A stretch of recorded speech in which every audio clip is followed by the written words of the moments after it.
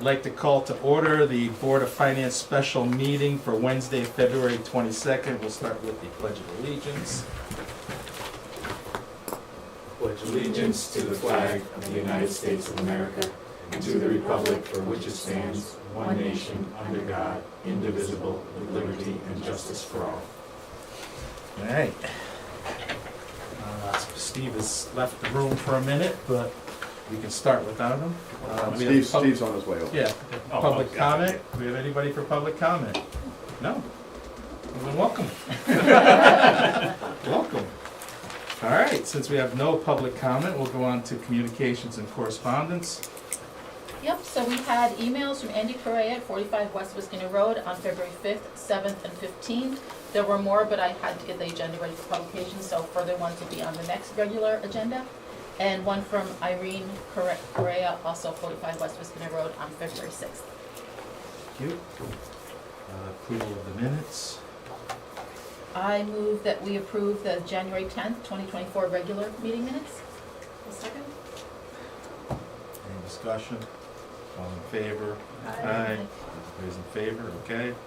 I move that we approve the February 6th, 2024 special meeting minutes. I'll second.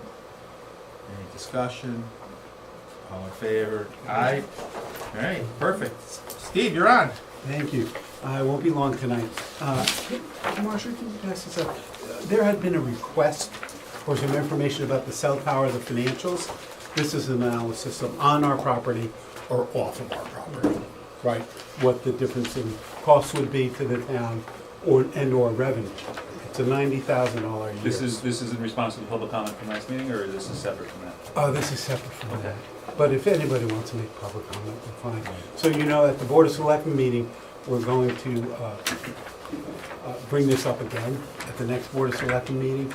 If we decide to move ahead with it, with Homeland Tower, then we would go to a town meeting, and the town would vote on it, because it is proposed to be on town property, right?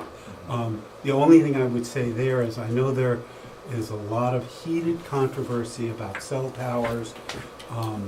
The evidence out there that we've seen so far, and people will disagree with me, does not show that 5G causes cancer. There's no compelling evidence. So we can go, you can have that argument back and forth. The issue that I see is that the Siting Council virtually always allows cell towers. And also, they do not allow health to be a consideration in placing a cell tower. They have determined they're safe. So that doesn't come up with the Siting Council. Homeland Tower, the people who are building the tower has offered to place this tower on town property across from the high school, on that property that we own where the high school septic fields used to be. We now have a sewer line that goes down. We have a fair-sized piece of property there. They originally wanted to put it right next to the road, directly across from high school. We asked them, could you consider more centrally located on that property? And they said yes. So at the Board of Selectmen meeting, they showed those possible locations. The other thing that should be considered by everyone is that they need a tower on Long Meadow Hill. I'm getting correspondence, and I've talked to the chief of police, the head of Center Fire, the head of Candlewood Fire, to get their opinions. We have very, very poor coverage down in the Barkley Falls area. That does not really affect our radio communications, but with the advances we have in ambulances, when they're sending things like EKGs, they send those via cell. And the cell coverage down there is not good. So the chances are, in my opinion, that the Siting Council is going to allow a tower to go up somewhere on Long Meadow Hill Road. It's going to go there. Our zoning does not apply. If they say that a private property owner enters into a contract with Homeland Security to put a tower, they will let them do it. The zoning, we can't stop it. We can't. I have asked the Siting Council to come back to us and tell us if they've had any problems, concerns on placement of cell towers on or near school property.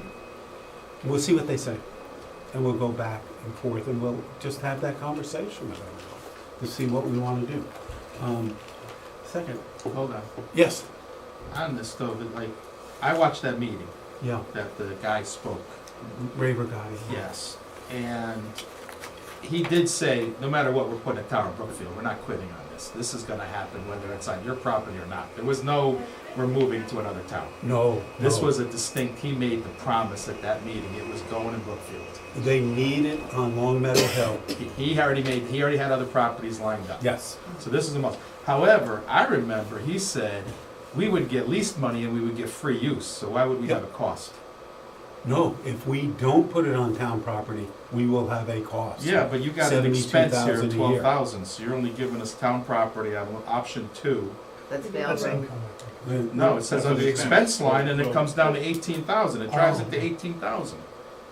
Oh, yeah. Your analysis takes 30,000 in the lease, Right. which they said, and he also said we would get free use of that tower. Right. So why do we have a 12,000 expense If they put in it your on Vale analysis?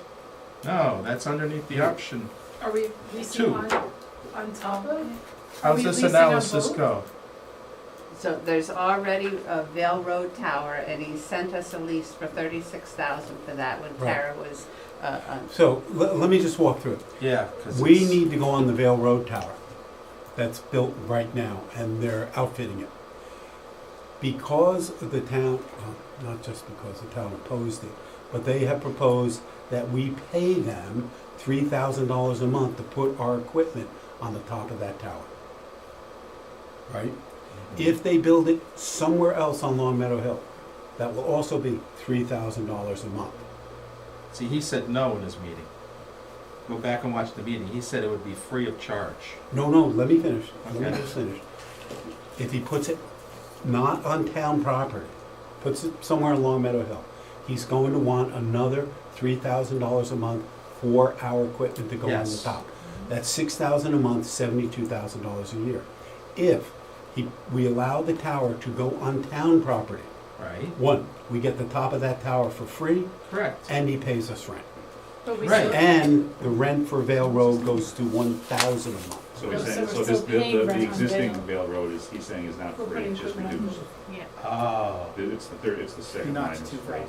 the first line is an existing expense that's reduced. That make sense? So, So no matter what we do, we're paying on it, we're paying less. if right, we- and that's what Steve's saying.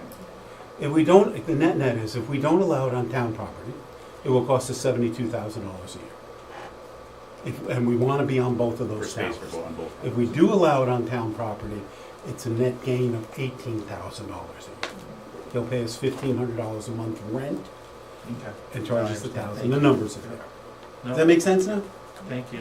So that piece of property across from the high school, is there any, was in the development plans for the town, was there any other proposed usage for that space? A number of years back, Parks and Rec had suggested that we put tennis courts there. And remember the property as you're going up Long Meadow Hill, school's on the right, it does fall off rapidly, but then there is a semi-flat spot. You would be next to neighbors if you put tennis courts there, right? That was a use that was proposed 6-7 years ago by Parks and Rec. So yeah, there are other things we could put there. There are. And what we had suggested, we had a conversation, is to not put it right next to the road, directly across from the high school. Put it at the bottom of the drop where the hill is, so that the rest of the property would still be usable by the town. Not put it dead center in what is basically a field down there. Move it over to the side, to the east, as far as possible, but still keep it down below. Does that make sense? If you go back and look at it, we can send you a copy of where they would propose to put it. So we would still have the ability to use that property as a town. They need a 60 by 40 enclosed space for their battery backups, for their equipment and things like that. And the tower goes in the center of that space. So it wouldn't take up a huge portion of that space. For me, like I say, he said it was going there anyway. So this Well, is it's either going somewhere. Spend money or We do need make it. I money. live in the Berkshire Falls. We live in, there's no sun coverage there. They don't use their, so. But he said it was coming anyway, so this is either we make a little, don't cost us money, we're not making real money, Yeah. I mean. And have a little say in where it goes. Right. They have never turned down a tower. No, he If said- Homeland and the cell companies can prove the need, which in this case they can, down in Barkwood Forest, the coverage is terrible, they're gonna let them put it somewhere. Yeah, he said that he was not hedging on that. No, he on that wasn't. meeting. He wasn't. All right. So the tower is gonna generate tax revenue as well, correct? I'm sorry? The tower, the tower one is a taxable, The tower Yeah, itself yeah, is. oh, yeah, and that that's doesn't, taxable. whether it doesn't change whether it's on town or private property? No, I don't think so. I think it's taxable. I have to double check that, but I'm pretty sure it's taxable. It's even more revenue. Exactly. Well, but it's the same, but it doesn't change whether it's private or public. Right. Yeah, we get the same tax. Yeah. Right, so it's a wash Yeah. on that. standpoint. And I'm now, so the gentleman who spoke at our last meeting was suggesting that the potential tax revenue is tremendous. No, No, That was Yeah. different, that was the Yes. Iroquois, I knew everything, okay, Yeah. forget it. Thank you. We're good. Good. All right. Pictures are gonna Okay, you know, run. Cell phone reception. that was a little longer than I thought it was gonna be, but, we completed, the documentation for 20 Station Road. As you know, the Brookfield Village Partnership did buy 20 Station Road from the McCarty family. We have an agreement that is finally, I got the final docs today. It will be a tri-party agreement between the town, the developer, and the state. The state will pay up to $1.2 million to remediate the dry cleaning chemicals that are on that property. The town will run the remediation project. There's lots of inspectors you have to hire and things like that. Any expense over 1.2 million will be borne by the developer of the project, so the town has no, right now, no exposure from an expense standpoint. When they remove these dry cleaning chemicals, they would like to do that in a dry season, which means the summer. And then they will inject, they'll remove as much dirt as they can, get down to bedrock, is my understanding. And then they will inject chemicals into the bedrock, which will immobilize the dry cleaning fluids. At the end of the process, we'll have a property that can be built on. The plume of dry cleaning chemicals that has gone down Station Road and then up Laurel Hill Road then becomes the legal responsibility of the state. The developer loses that responsibility, and the town never had the responsibility. And then the developer will develop that property. There were some cases that we heard at the zoning meeting that it's gone under and into some houses, you know. On Laurel Hill Road, it is in the ground. We Yeah. have tested the basements, we got a grant, and we tested almost every property going up Laurel Hill Road. It is not in the wells yet, that's just 4 years ago, not in the wells yet. We did detect it in the ground on those properties. It has been over 20 years since a dry cleaning establishment was there. So we don't believe that it will get worse. Over time, these dry cleaning chemicals do slowly evaporate. So you never know. It could get into the well, and then the state will have to address that and get them water. So that the town will be in charge of doing the demo on the property, of taking that building down. There is, I think there's absolutely no doubt that there is lead paint in the building, so that has to be handled a certain way. There could be asbestos in the building. That's all part of the $1.2 million grant. We go out to bid, we hire professionals, they go in, they do it. I would like to, if we can get this, all these contracts signed, I'd love to see that happen this summer. As soon as we've got the contract signed and we get the approval from the state has to give its final approval on all the contracts, because there was some indemnification language going back and forth that we had to adjust. If the state approves it, then we can go out to bid for demo. And then after we do that, we go out to bid for remediation, right? A tie-in bond will be the,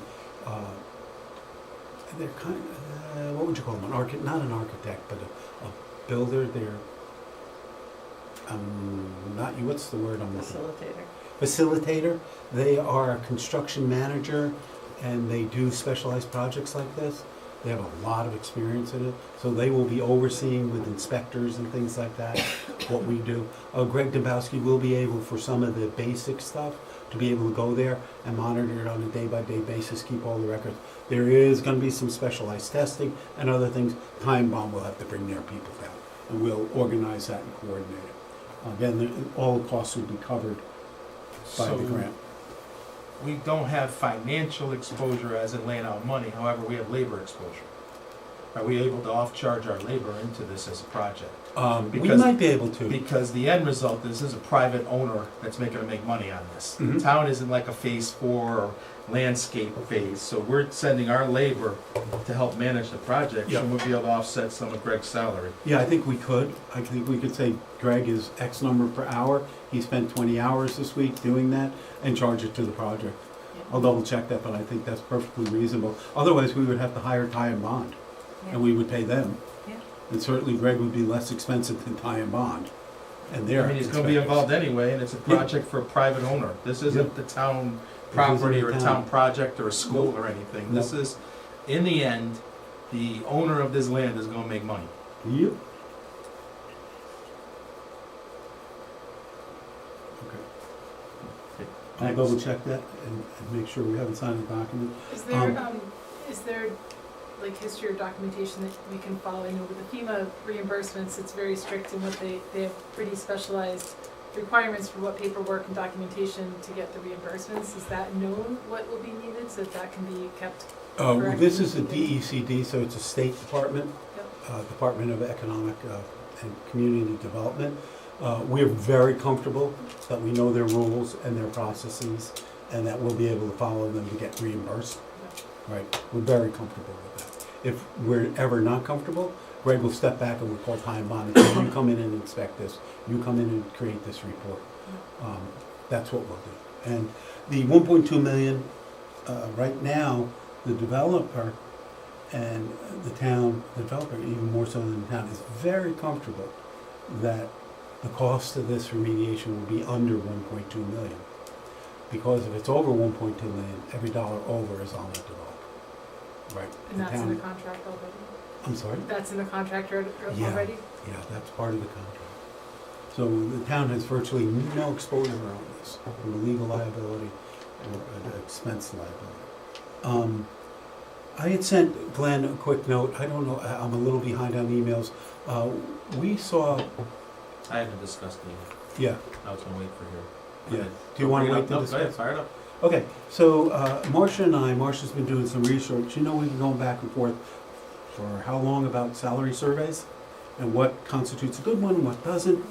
We found a company who has teamed up with CCM, which is the Connecticut Council of Municipalities. We're a member of that. They provide a lot of overarching services to towns that they can't do themselves, you know, studies and things like that. Very good organization. We found a company that actually goes into towns, and you can choose the towns you want to compare yourself to. And they not only compare salaries, they look at longevity, they look at number of years, number of employees that works for the person, the actual job descriptions, what's included in the job, what's not, how many hours do they work, what kind of benefits do they get, how much vacation, how much pension, how much, everything. They look at it all, so you will get a salary comparison probably as good as I've ever seen from one town to another.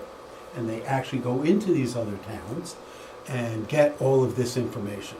So in what we're looking at, this is the name of the company, what we're looking at is hiring them to compare 6 towns, because we only have a $10,000 budget for this.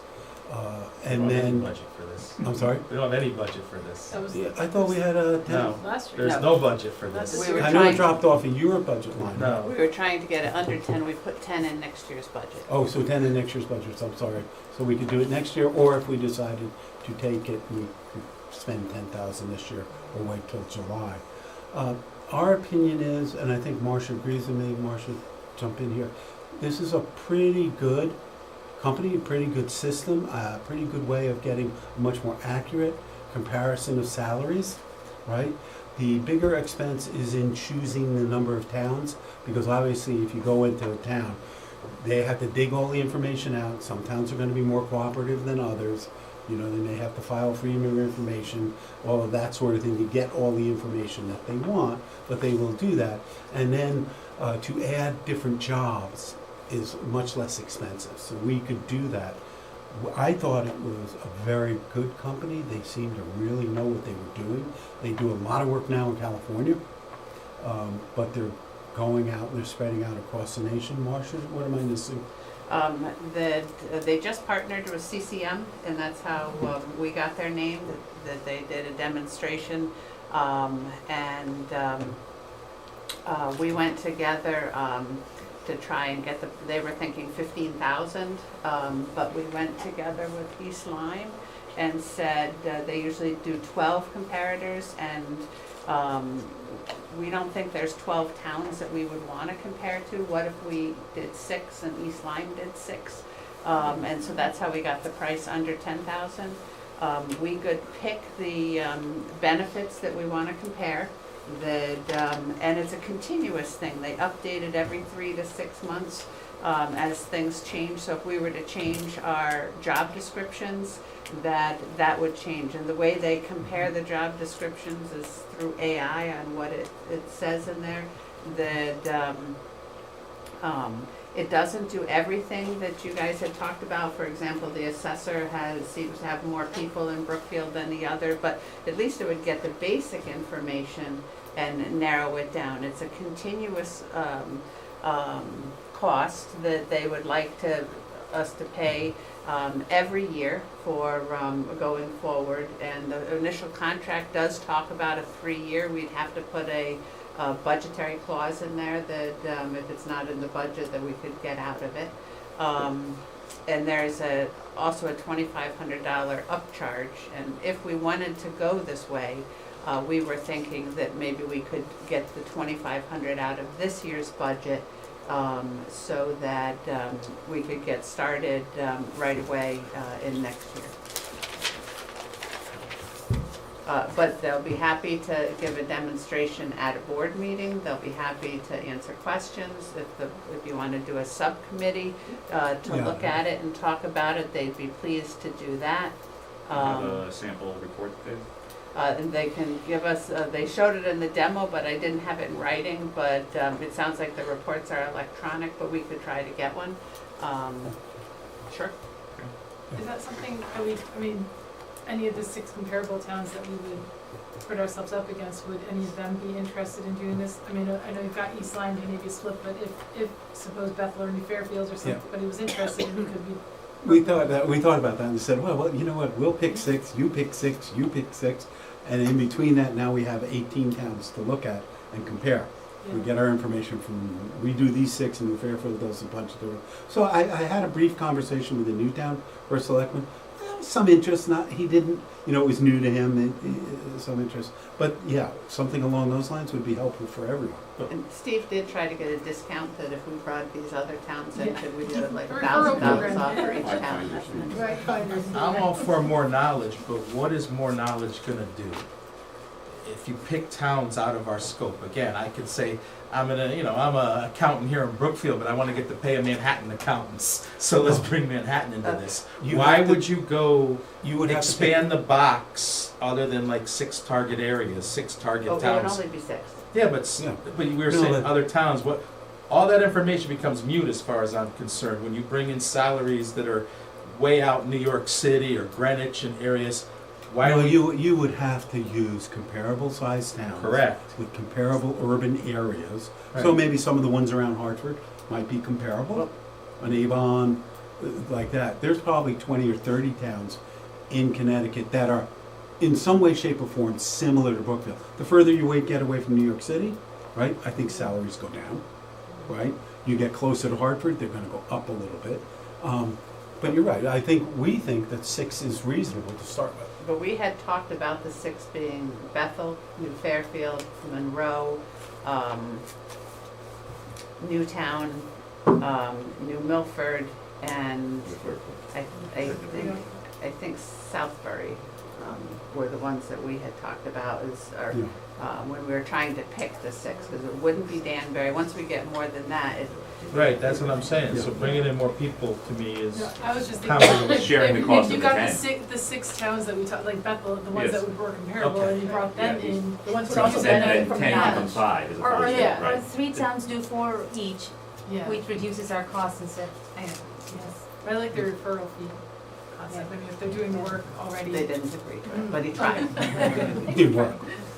No, it didn't work at all. But I would suggest that this board get maybe a subcommittee, 1 or 2 people to look at their system, have them give you the demo, and see if it's something you think will be worthwhile. It's not cheap, but it seemed to me to be something that we would want the board to look at.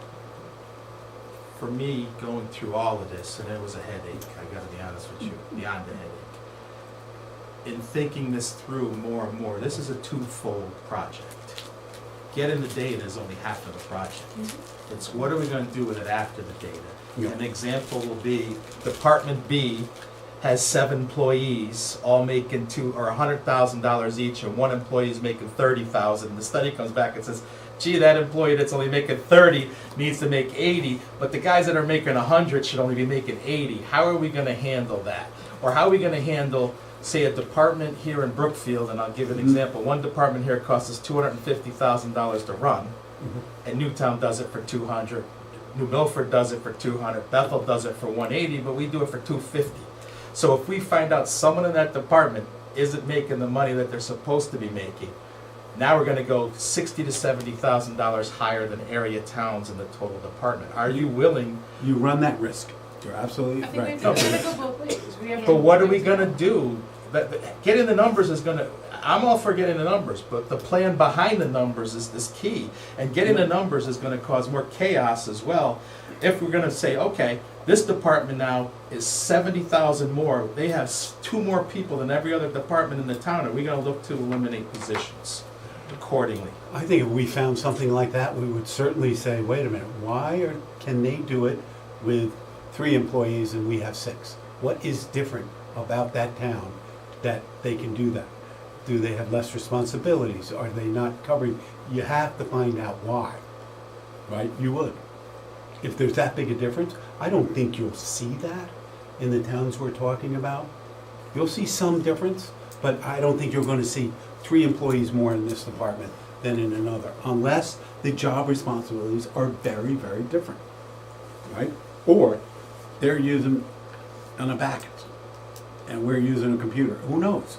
Or vice versa, I don't know. It's a risk you take, you're right, Glenn, right? It's not a matter of risk, it's a plan of what are you gonna do with this data. It's not a risk. If people are underpaid, they're underpaid, we pay them. I mean, But let's if they're call it overpaid- what it We'll is, schedule but it out. there's Like, gotta if we be don't- a, If we don't know what that number is, The then we don't awareness know of how it, to. right? I think being aware of and being able to know where you stand as a Yeah. town, are we judiciously, using the taxpayers' money in terms of the number of people, the number of. I'll send you my data and you can ask that question after you read through it. So, Steve had talked about, Sure. well, first of all, none of them, the places that we have looked at will do that comparison, although I believe we have one of the selectmen that said that he might dig in and do some more work as to the points that none of these will give us the data about why is one town, the whole department, making more than the other. The other one is, what Steve had talked about was then setting salary ranges and trying to set a policy around salaries and pay rates, and this would go hand in hand with an internal equity study as well that is in the works as part of all of this. It's certainly something to consider if you have 2 people doing the same job and one person has a year's experience and one person has 20 years experience. Do you value the 20-year employee for that longevity and depth of knowledge? Do you give them a higher salary? If it's in the union, the answer is no. They get the same salary. You can do the same thing with management. How many years of experience does a person have? What depth, what breadth of knowledge? What else do they bring to the table that we would pay them more for if they have 10 years experience versus 2? those are all judgment calls you need to make. In my previous life, the more data we had about salaries, I mean, we would go out and do surveys every year of all of our competitors. We want to know what our competitors are paying, right? Pension plans and benefits were very, very similar between our competitors, very similar. But salaries were sometimes wildly divergent. I don't know. All right, so in a point of time of right now, if we choose to do this right now, what is our cost? $10,000? Yeah, just under. The first year is 2,500 plus Plus 10. the tax. And then 12. there's 2 more years. At $10,000 a year. Yes. It goes up by the cost of living. Yeah. And what are we getting for those 2 years? It's a continuous process of updating it. It's a subscription $30,000 service. That's what you're paying. Well, Unless we too need much the changes data year to year, once, that's- right? That's That's 3% what I'm increase. Yeah, we just need the data Yeah. once, right? We get the data They're not and selling then that we to do it you. again. Well, you want the Right. data once, but every If 3 to it's 4 spreading, years. it's you just want $30,000 right? per year. It's a $30,000 spend. Right. Yeah, they want, but they are selling a subscription service, just like HP now wants to pay you per printed All right. page. Yeah, but this is data that it's not gonna Change. change very much No. once you get it the first time. So you're Yeah. paying 30,000 for one. Right. Right, One that's day. all. Basically. That's it. All right, so let's go around the table. Naheed, what do you think? That's too much money. I thought 10,000 and, that was money. Okay. I Brian? think looking to see what the data is and seeing if there's a chance for some value is worth looking at. I mean, I'm not saying, you said like you're bringing a demo, et cetera. Yeah. I mean, it seems to me that if we would find this valuable, 5 other towns would find this valuable, and we could like get a summer intern in each of the 5 towns to do this for us for nothing. It's harder than you think. I've done a lot of it. But if the 5 towns are working Right. together, It's you know? very hard. I've done a lot, trust me. Well, I was here, when you were having some meetings. Yeah, so I know yeah, it was you were there for that frustrating. one. Yeah. Yeah. All right, Dan? I'm generally not a fan of studies, and I am a huge not fan of studies when there's not a plan of what you're gonna do once the study's over. So if I was gonna approve it, I'd want a much clearer understanding of what the action plan is on the data set. So, I didn't hear it tonight. I'm sorry. Yeah, that's it. Mary? Yeah, knowledge is great, but like you said, what happens next?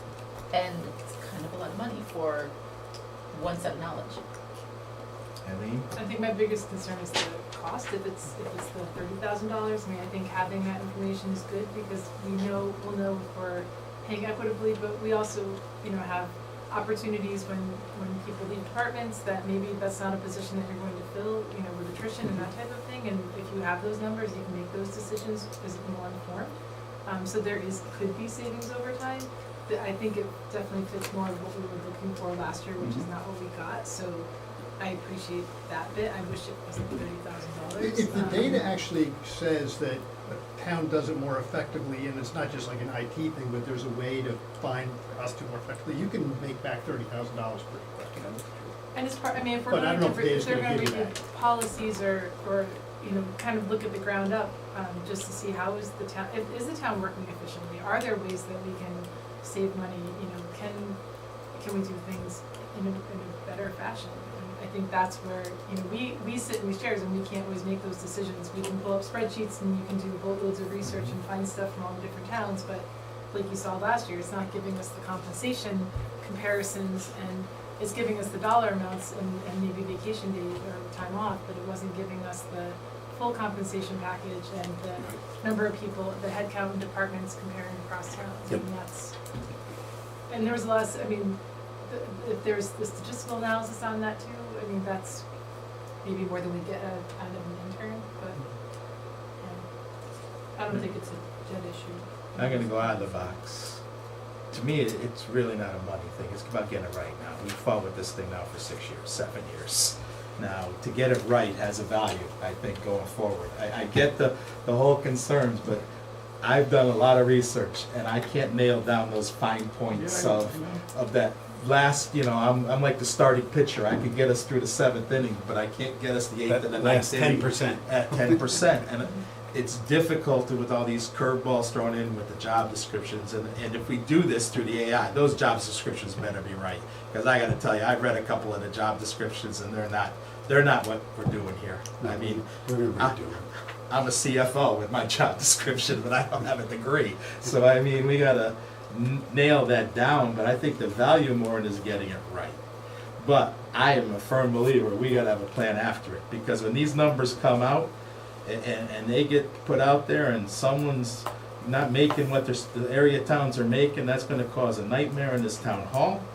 And then when you do pay that person that money, and then like I say, Newtown pays less. Newtown paid 100,000, 90,000 for HR. We're paying 160. We were paying.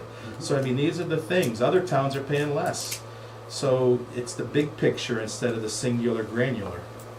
Yeah. So I would be on board if we came with a full plan of what's going to happen once you get these numbers, how you're going to deal with it. As Eileen said, if we have people grossly underpaid, are we going to stage it in where, you know, this is where we're at, we understand that.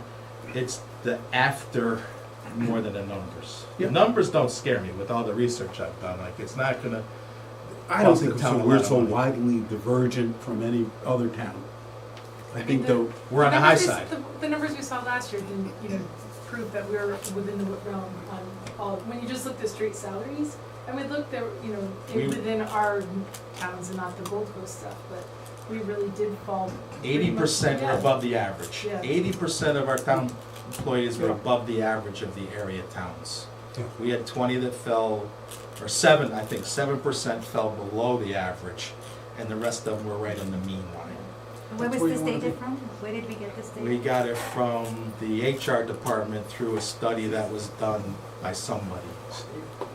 But just of salaries, not Yeah, benefits. it was Just like salary, not salaries and- benefits. and hour, number of hours. That was the other worked. thing. We work, how many hours was our town hall work? 35, Other towns were 37.5 40. or 40. Yeah. So now when you're saying 80,000 to 80,000 to 80,000, but we're working 5 hours less, that's another. Some work 4 days. So that's where it gets. Wildly divergent. So if we're gonna, are we gonna subcommittee? I would like to be involved in evaluating it, because I think I I'm do a think the skeptic. value of a study like this, for sure, I was looking at, but the money, if we can budget it, then I do see the value of a study like this. I'd really like to see a couple board members just see I'd like to this see company's it. system. Just see the demo. It takes about half an hour. I think you would get a better feel to bring back to the board. I'm not wildly crazy about spending $30,000, and I personally don't know that, if I was sitting on your board, I would vote yes for that. That's a tough one. But I know there was a lot of concern about salaries for a long time. So we brought this forward for you guys to consider. Yeah. Well, we had that discussion when you were Yep. first Yeah. elected. Yeah. We had this argument. Yeah. And we Well, I can see prefer what the discussion. contract would be as a It was an argument, it's all one-time. good. It'd be interesting Yeah, to that see. would be one, if we can find out if it's a one We time. could see what the Yeah. price would be as a one-time. If it's 15,000 or. Here's my thing. If we're gonna do it, we do it now. Okay. While this board is intact, you have 2 years to deal with this. Instead of getting it all done and then a new board comes in and you work through all of this Blows it off. process and it goes away. Yeah. Yeah. So- I understand that. I agree with that. Okay, so let us look at this. We'll talk to them again. If you guys want to have a Who demo, wants we to be can a set part that of up this? very I'll be a easily. part. Dan, who wants to be a part of this? Eileen? I'm gonna Volunteer? volunteer, Eileen. Anybody else? It's open. If you want to spend the time, spend the time. More minds is good. I'll Naeem? join. All right. Sounds Okay. good. So we'll set up a demo. If there's 3 of you, you have to call a board meeting. We Right. can call a board meeting. That doesn't, you can call it. I mean- Or just two Yeah. of you do it. No. No, it's easy. Those more minds Yeah. that we have involved, Yeah. Okay. and that'll leave Brian and I back for analytical. That's Right? Also means is we have to file with the town. Right? that you're Four meeting. be influenced, Four's a right? board meeting. I Not a think big four's a deal. board Four, meeting. four Yeah, is a that's quorum. 4 is a quorum. Oh, no, you're right. 4 is a Yeah, quorum. four is Yeah, a three quorum. can- Three is Oh, so fine. then you're okay with 3? That's fine. 3. Okay. Even if Mary, if you wanted to be on it, I mean, make Yeah. it 4. Yeah, we can do it, that's not. a You big can deal. make But it. it's not- Just- but- just means If we you need to want to make be an agenda involved, this Mary, week. say it. Yeah. It's up to you. Yeah, I'll check it out. Okay. Okay. All right, so we'll work with the company, try to set up a date. We'll come to you with a few dates that are good. Evenings work best for you guys, right? Okay, we'll try to set that up. Small detail, last thing I wanted to talk to you about, we did submit a budget to the boards. Did you? We worked really hard. We met with all the departments, went through their budgets.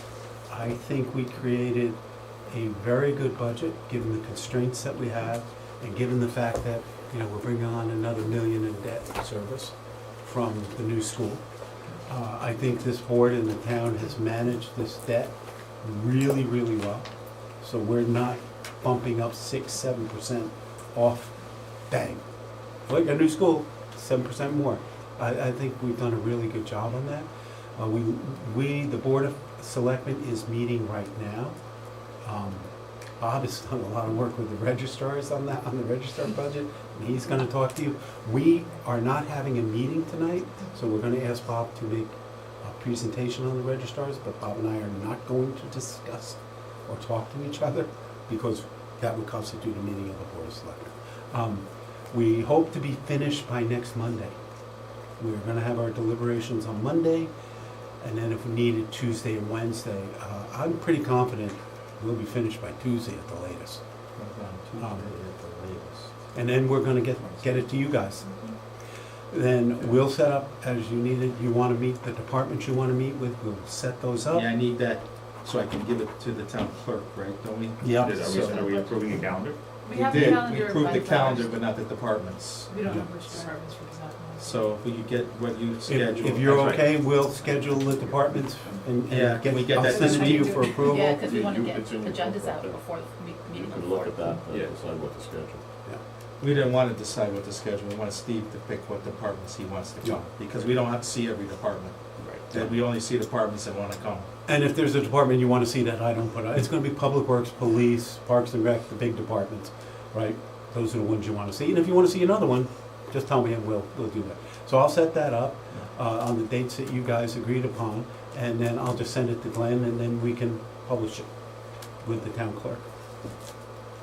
And Aaron from Health would like to come because he made promises last year and he wanted Yes. to let you know how he fulfilled. And he them. delivered. I'm looking forward to meeting them. Well, and land use building department has a bunch of new management, don't they have new employees that? Our, Yeah. our Public Works has quite a few new people in the, But Demi retired and.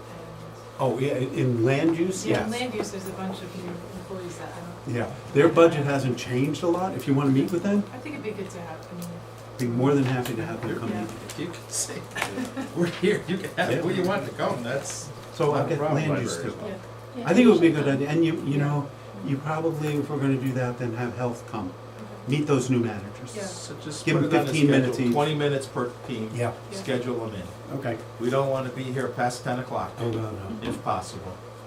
yeah, That's our Okay. cutoff. will do. A newbie question for me.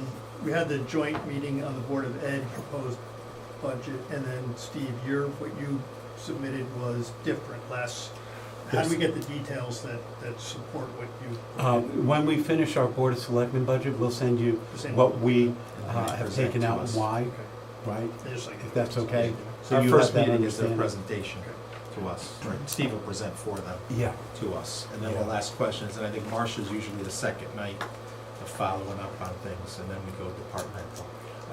but as we're going along, if you're looking at this budget now and you've got a question, shoot it to me so we can, you know, like the Board of Ed has those 17 pages of questions. If you've got a question, send it to us, we'll answer it, put it in writing. That could speed it up. And then we can have a discussion. I'd hate to sit here and say, you ask me a question, I go, okay, I'm gonna have to go back and get it, right? So we'll have most of your answers hopefully, but there's always a question we have to go back. So if you think of something, you got a question on anything with the budget, anything with the capital, on that, the capital committee did an incredibly good job, I think, in a I really can short give an period update of time. later on. It was great. I adopted in my budget their recommendations fully. I made no changes. Three changes. Yeah, well, I know what they were doing. I'm gonna take them. but, All of which I'd agree with, by yeah, the way, yeah, so. yeah. You guys did a really good job in a short period of time. The feedback I got from the department managers was, wow, that was really helpful for them too. Right? It was really good, so I appreciate that. We'll set that up. Okay, that's it for me. All right, then I'd like to make a motion that we hear the presentation of the registrar's department. Do I have a second? All right, all in favor? Aye. Bob, so we can have you do this. We'd like to just thank Bob for helping us out in this area, and we're here to answer any questions if you have them. okay? Thank you. I'm Dottie Dory, Democratic Registrar, Kathy Iannone, Republican. Thank you, nice to meet you. So let me just as background. Dottie and Mel at the time, Right. who was the prior registrar, came to me and said, can you help us look at our own numbers? Around the same time, Steve came to me and said, can you go help them look at their own numbers? So and I've been involved with the election team for a while now. So I'm a registered moderator for the polling places, and we've got a very good process that goes on in town. But the budget happens to be an area that has been, I'll call it, it's a little mushy, right? And you guys picked up on that last year in the budget process. So I thought putting a little budget, incisive, looking at the numbers, how are they working, what you can learn out of it, and then I've helped them update their outlook for the current year and submit their budget for next year. And they have a level that you're going to find some interesting numbers in the presentation as we go through it. Wanted to start with the bottom line, and this is a presentation on this year's budget, not on the next year's budget. It's over there. Yeah, it's on both sides. Yeah. I wanted to just start with the bottom line. I've always been a believer that finance presentations start with the bottom line. They will overrun their budget this year by $16,000. I hope by the end of the presentation to be able to show you exactly why that is and what causes it. We have 4 election events in the current year. There's a risk that we might have a 5th one, depending on what happens with the budget referendums. And we thought we were going to have a Republican BRTC primary, but that actually didn't happen. So that would have been a 5th one for this year with maybe a 6th. The drivers for the budget overrunning is about $7,800 for the office staff. I would call those deputies. I'm going to go into that in a little bit more detail. There was a negative contingency in the budget that you all put in of $9,000 that will be needed, and I'll show you why that is. It has to do with the budgeting, a little bit of the budgeting process. There was a turnover of our Republican registrar, and the impact of that is that there's required training classes that a new registrar has to go through, and I learned a lot about what that is. It's a specific set of 16 modules at $100 a piece that they have to go through within the first year, and so we put half of them in the current year and half in next year. And all the other budget items were in their favor. Right, so things were actually underrunning their budget. I will also add that early voting will start this year. There's a 4-day early voting cycle with the presidential primary. Presidential primary is the first week in April, so this early voting is the last week in March. We're right now in the depths of doing the detailed planning. The good news is for this year, we got a $10,000 grant from the state to help cover some of those costs, and there are going to be some startup costs that have to be done on things like how do you store those ballots each day, but it looks like we'll land handily within that budget for the current year. In fact, what we're doing as we're working through it is spend as little of that as we can so we can use some of it to cover next year. That planning isn't done yet. The actions that came out of our detailed review, and I'm still on kind of the bottom line, we froze hourly staffing in the month of January. Nobody came into work on an hourly basis. The payrolls were pretty close to zero through the entire month. And we agreed that going forward, we would put strict limits on hourly staffing in the registrar's office. And we agreed, and it's hard, is 2 hours for each of the 2 assistants and the 9 hours between the two deputies. That's 13 hours a week in there, and that felt like about the right amount that would match the work. I'll show you a little bit more on that when we do the next chart. The exceptions, though, is there's always little peak weeks that happen around an election. So we put in a little bit of room for, setting up the voter books and things like that, and doing the cleanup afterwards. And we have this thing called canvassing, which I had never known a lot about. But when you go into a presidential election, you actually have to go through your voter list and compare it to all these other sources of information, like real estate sales, national change of address forms, information from other registrars of voters that they collect into a national clearinghouse. And anybody on those lists who show up in the Brookfield Registrar of Voters, we have to contact them and say, did you move out of Brookfield, right? And if you didn't move out, if you don't get a response back, you have to put them into inactive, right? And they have to come prove that they're still in Brookfield. Or if you do get an answer, you have to update your records to take them off the voter list or note that they've been canvassed and are on the voter list. There's a lot of data work and there's a lot of mailing and follow-up type of work that goes on in that. It's Dottie's estimate was that's a 600-hour task when we do that fully. We've only put 100 hours in this budget, right? And the two registrars have said they've got laptops now, they're gonna try and do as much of it on their own hours from home where they can. That's a little bit yet to be seen, we just gotta get that launched, so we're gonna monitor it. That's the big unknown in this forecast.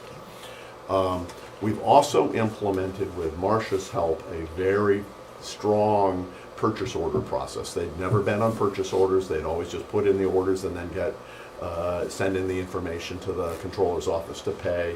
We actually now are establishing purchase orders for all the non-labor stuff so that we can actually track it and see when it's not matching to budget and all the things, all the controls that you would get around the purchase order process. So those actions were all done in late December into early January when we were doing this thing. I presented to the Board of Selectmen at our last meeting. Now let me dive into a couple of detail areas. First, I want to talk about deputies and assistants and hourly workers.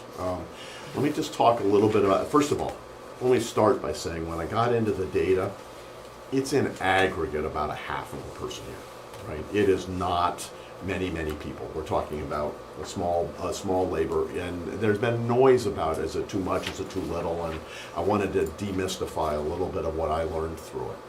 There are deputies and there are assistants, and I've talked to other towns, they have the same structure. The deputy is the backup, right? They're the person that if Dottie were out sick, she as a deputy would step in as the Democratic Registrar of Voters. Now what does that mean? They got to know how to do it, right? So they actually, have on-the-job activity that they do. They deal with the computer system. They get in there, and Dottie actually has them do a lot of the computer work so that they know how to go into the CVRS system and deal with voter records. They are part of the planning and scheduling of your people who are going to work the polls when we do it. They deal with general computer updates as we get things like from motor vehicles. And they're dealing with a lot of the unique things that go on. Like we had an audits this last fall that the state called that we had to go through audits. They were part of helping organize that. Right now they're deeply involved with helping plan out how are we going to do early voting, right? How's that going to actually look and what do we have to do staffing wise and the like. They also work town meetings, registration drives, supervised voting. I'm not sure if you know what that is, but you go to the retirement communities and you actually have people who sit with an elderly person who may not be able to make it to the polls and they can do voting right there in an orderly way. So we send the deputies out and they earn hours for doing that. So there's a number of things the deputies do.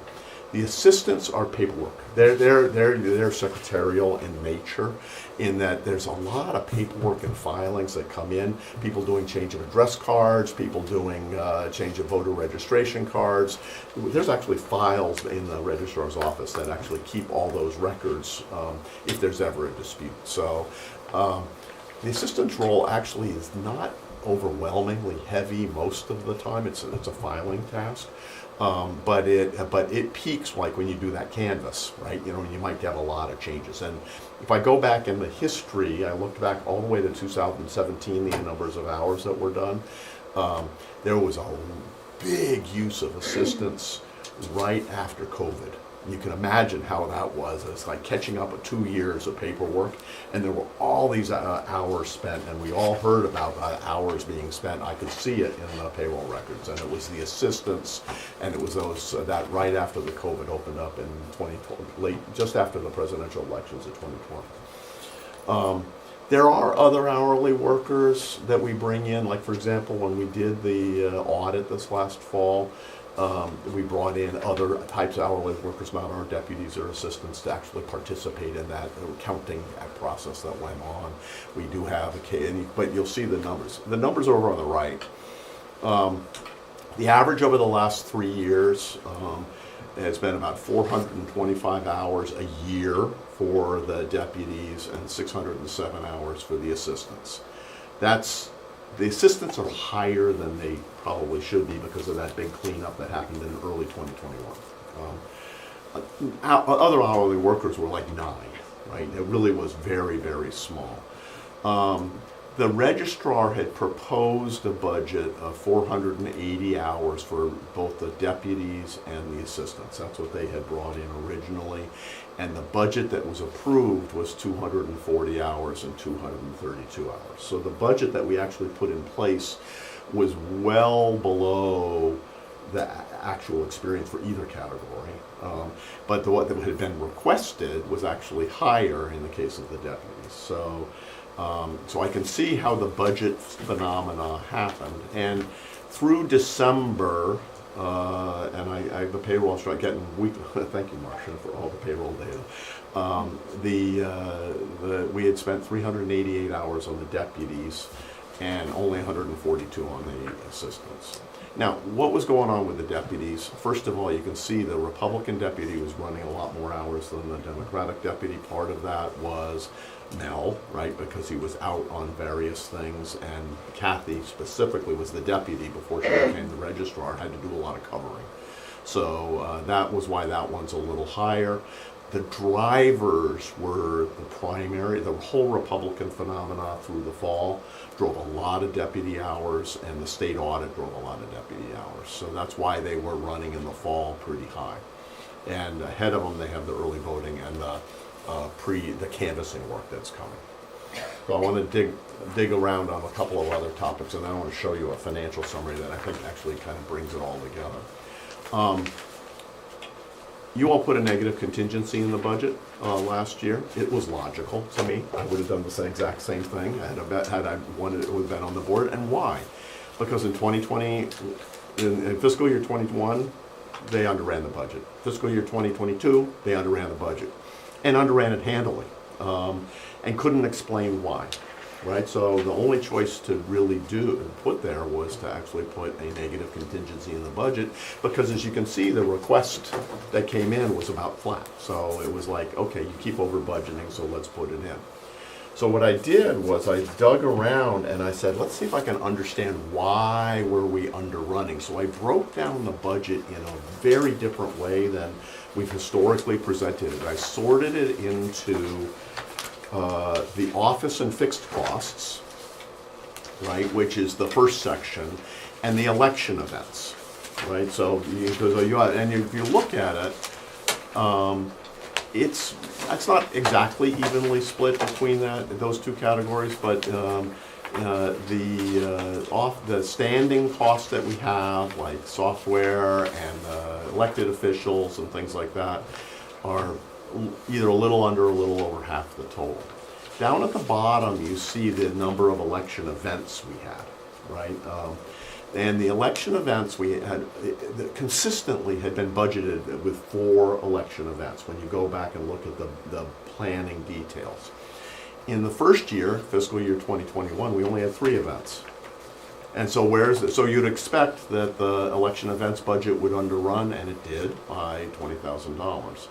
In fact, the cost per event was exactly as budgeted, right? It was about $19,000 an event. If you do the same thing for 2022, the election events, there was only 2 actual election events in 2022, so you saw a much bigger underrun. But in the actuals of 2023, we actually came in pretty much on, and the spending was pretty much on. So this election events phenomena, and pulling out those data helped me understand a lot of what was going on in the budget. Up above, what you see is the line items that have been on the standing types of expenses of running the office, and the deputies and assistants. You might think it was a new thing this year. Every single year it's been under budgeted by about the same amount, right? It's never, it's last year was it overran a little bit more, but it's been $6,000-7,000 each and every year that we've under budgeted on that. I went back and looked at how those budgets were done. They were carrying forward the same hourly budgets from the COVID years, to tell you the truth. The numbers were very, very small, and Ryan and Mel, who did those budgets, just kept carrying it forward each and every year. And you know what? We could put it in there because we'd underrun on other lines. So. Right. But what you highlight here, sorry, is it's the election events. I agree.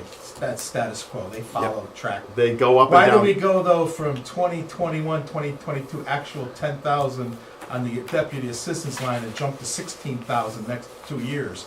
What was a 60% increase on those lines that made that jump? No, that's exactly right. So I started banging around on that, and what happened in 2023, right, was there was a very significant amount. It was actually, when it happened was in the latter part of 2022.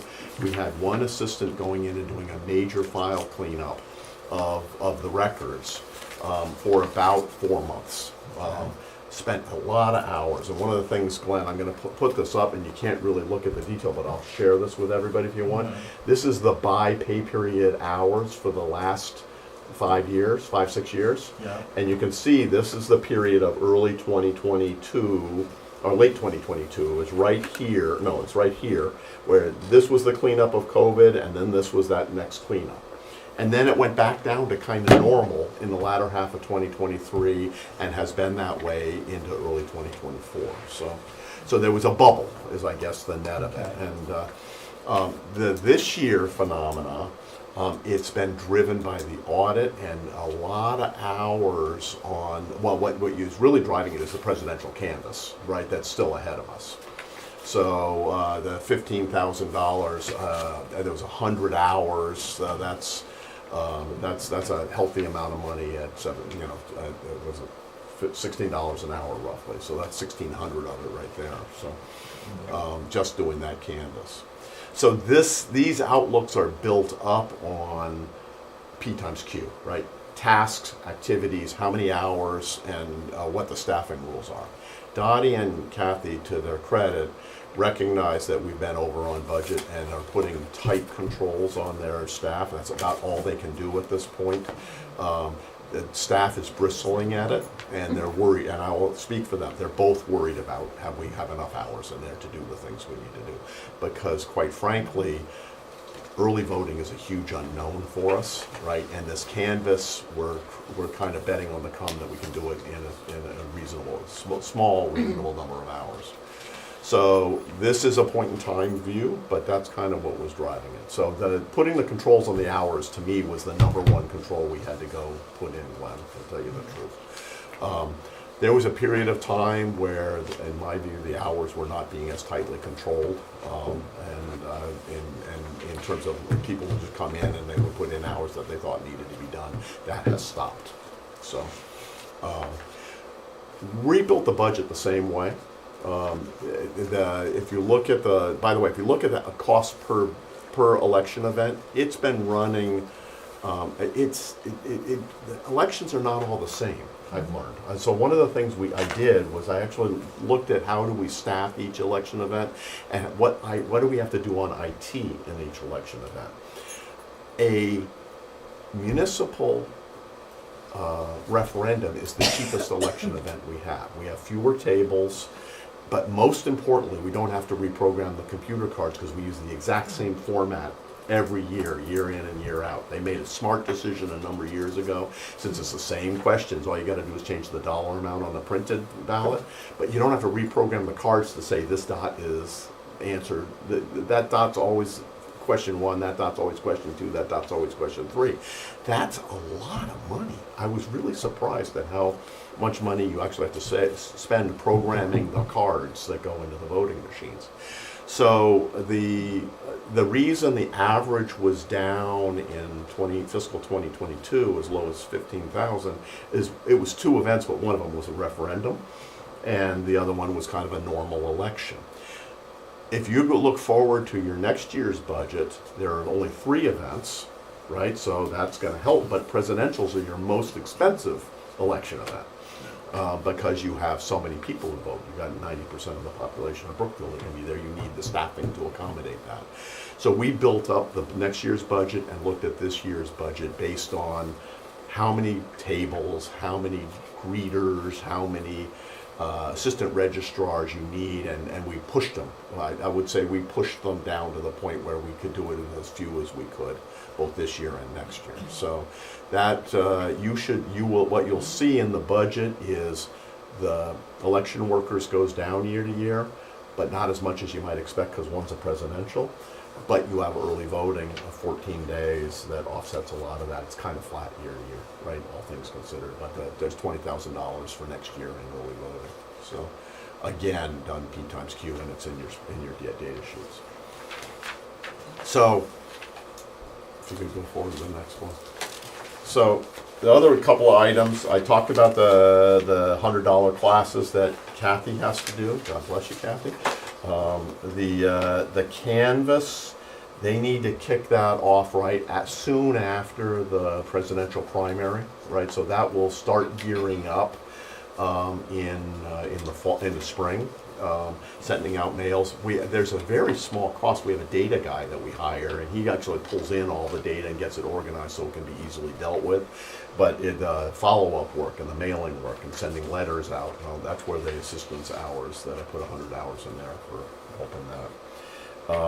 I just will remind you that we have a potential for that 5th election event yet ahead of us. And if we end up with a second referendum, that will be a blow.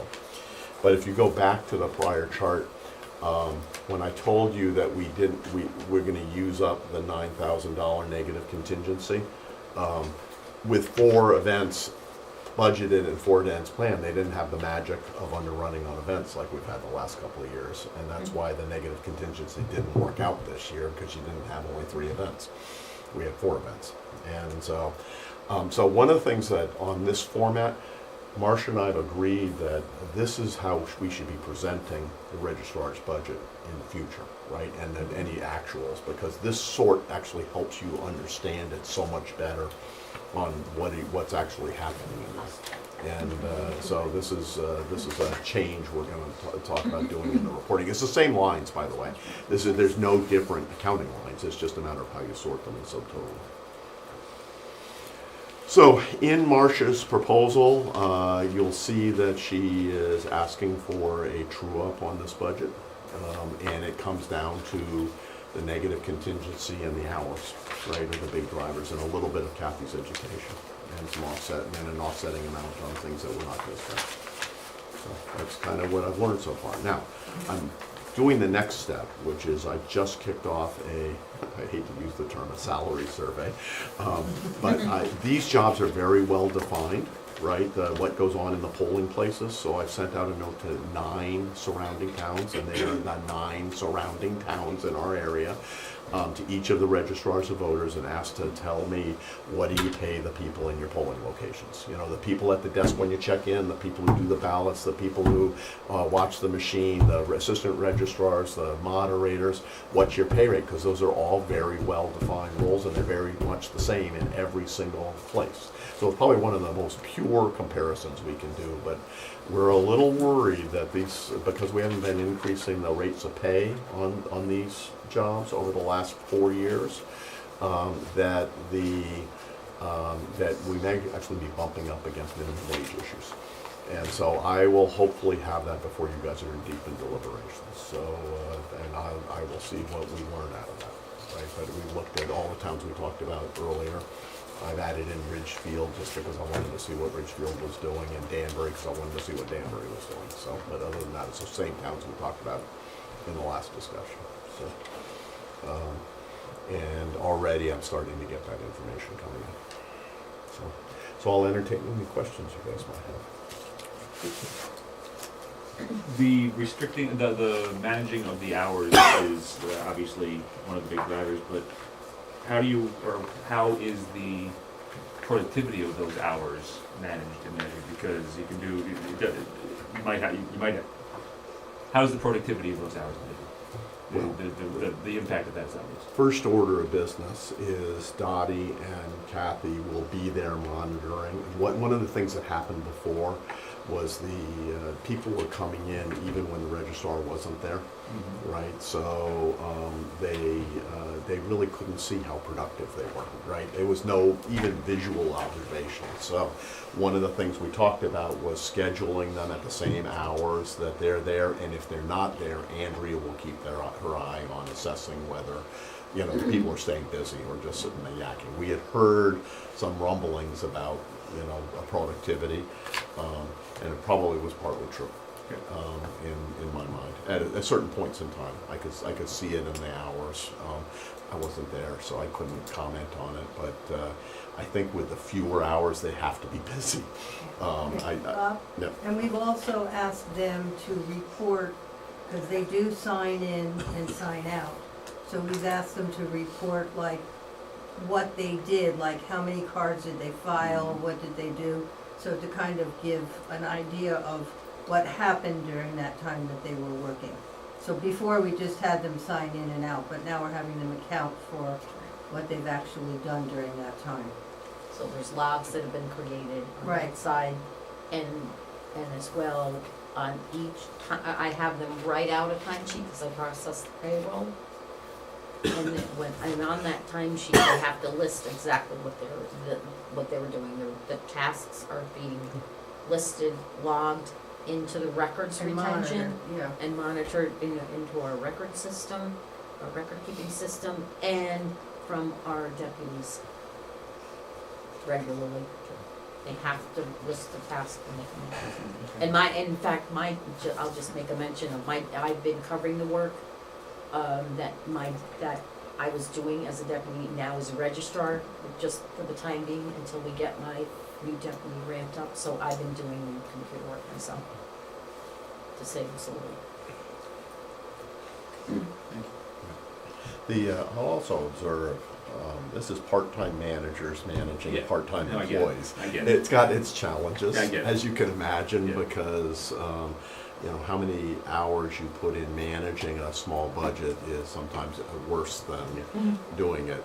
When we were going through it, I thought putting tight calendar control was the single best lever we had to manage this, and we talked about it. We agreed that was the hard schedule was the important thing.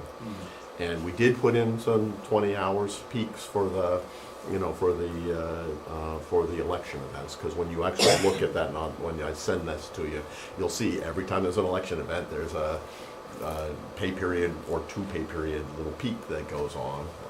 But over the long run, they've been running between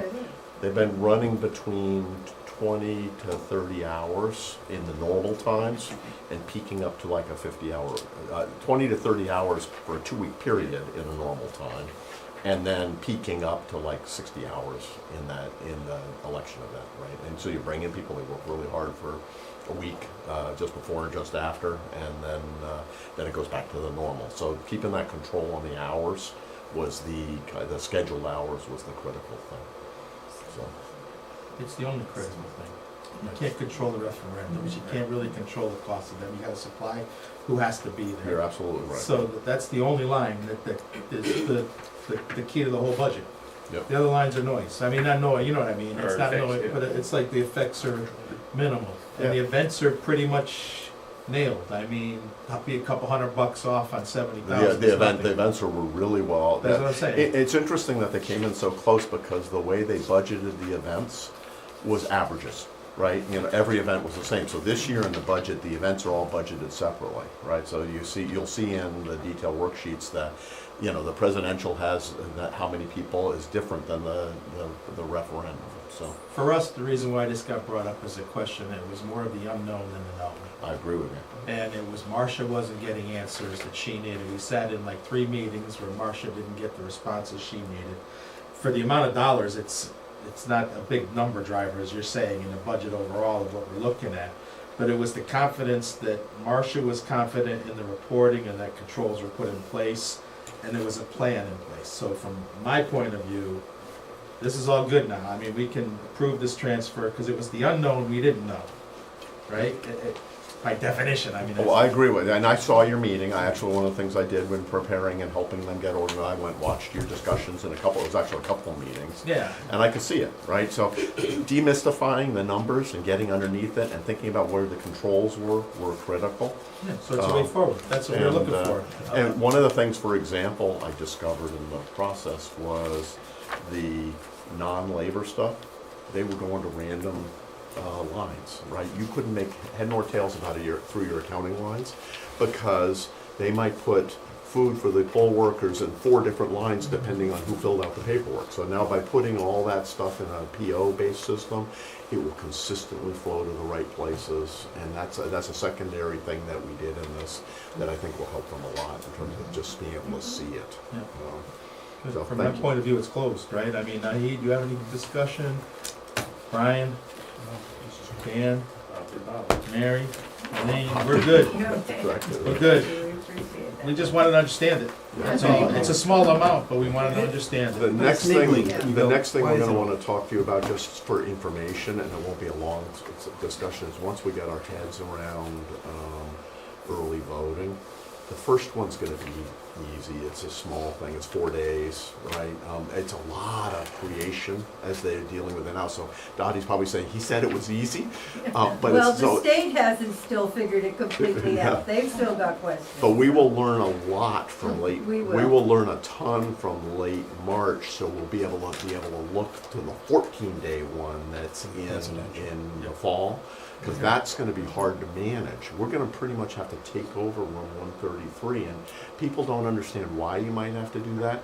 It turns out that you're required to have those privacy booths, and you can't put them in the hallways because they're not private. You can't put them in the town clerk's office because there's not enough room. You have to take over a good-sized conference room. And once you realize that, it affected how you staff it, right? You know, where you can sit people and things like that. So we're learning as we go, right? And sometimes it's not obvious why you would do things. Because at one point we were saying, maybe we could just use the town clerk to do early voting. Well, they can't take them away from their day job, and you can't have somebody doing a marriage certificate right next to a guy filling out a ballot, right? It's not private enough, so.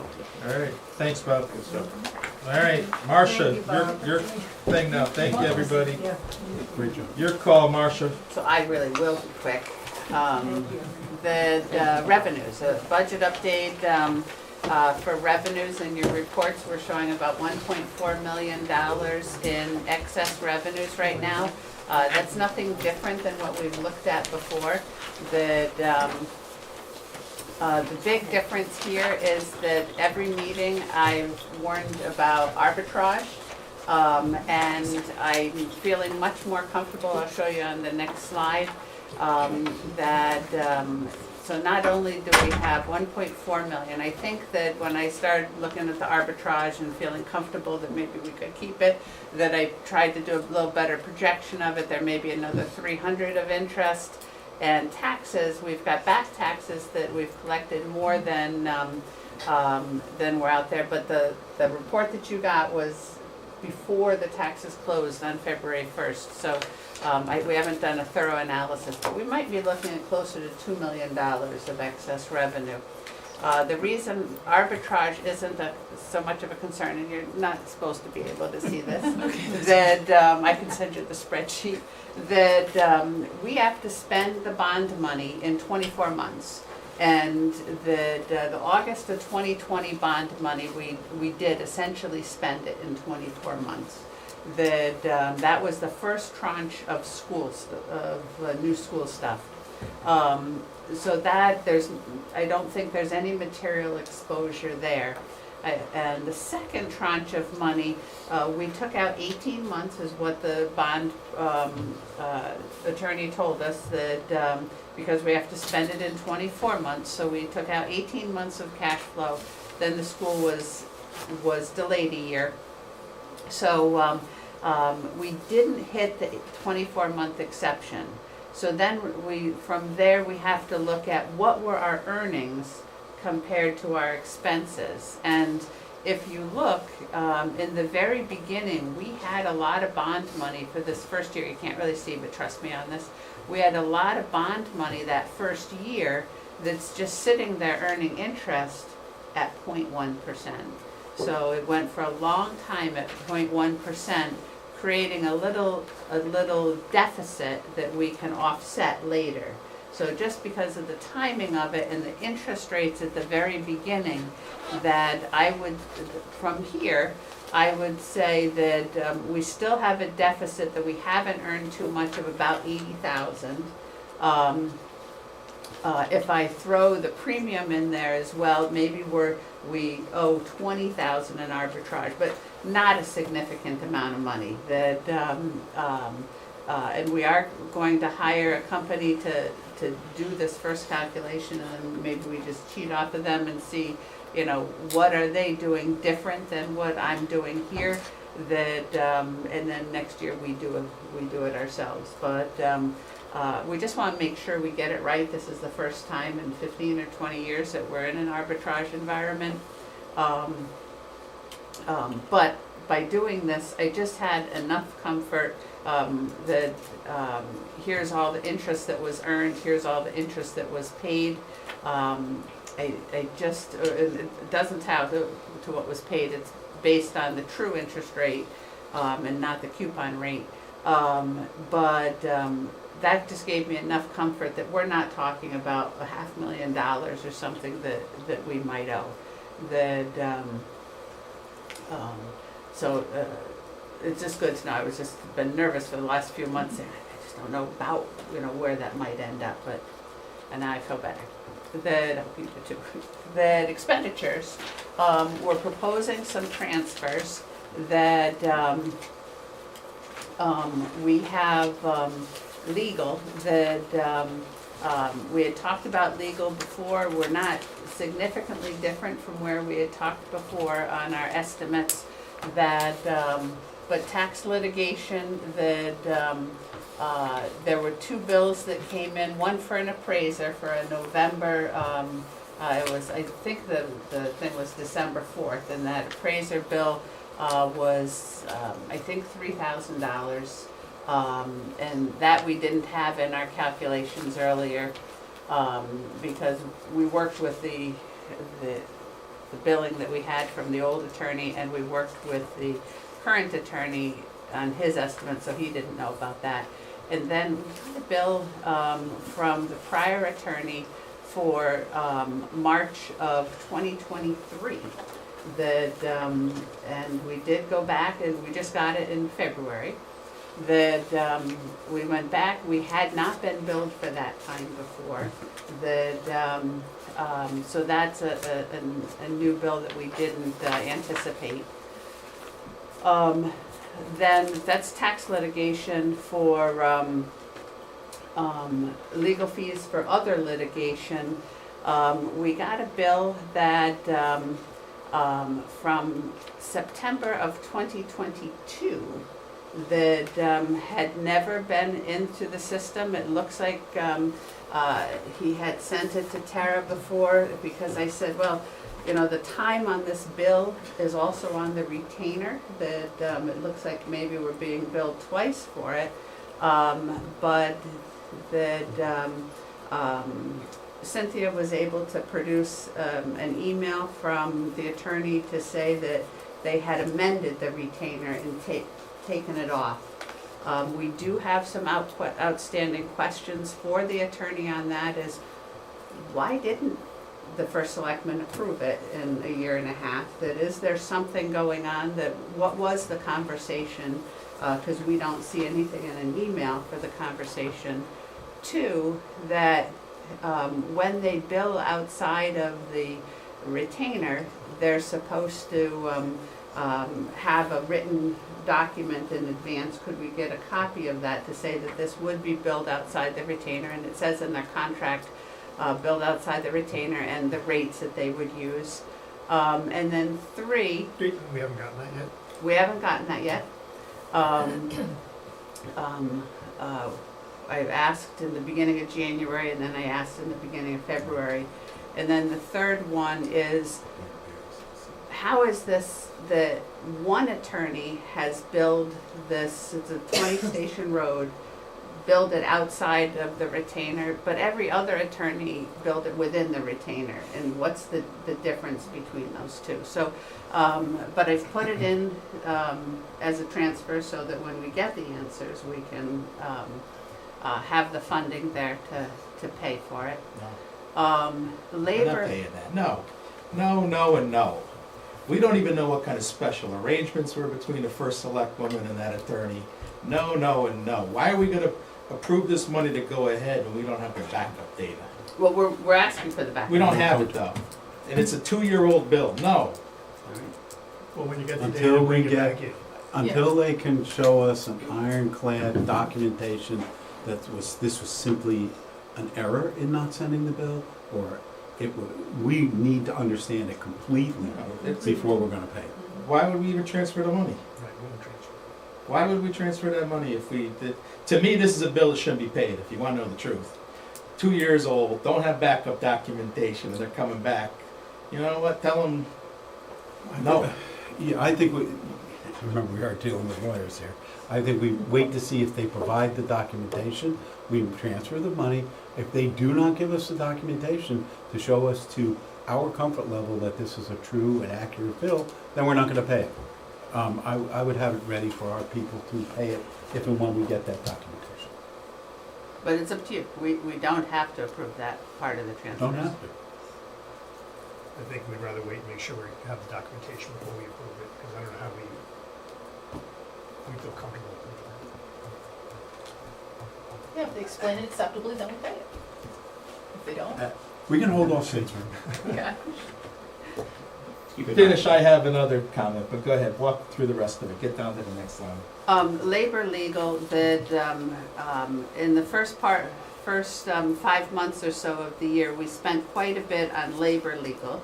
And so we were looking to increase that just so that we're closer to 50% through the budget, 50% through the year.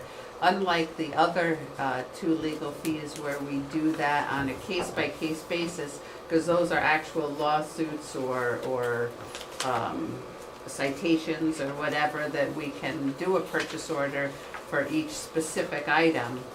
We don't do that for labor legal, that we do more of a blanket purchase order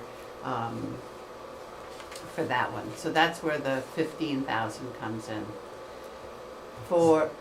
So on that though, we're projecting ahead, we have no liability against that 15,000 as of now. Not right now.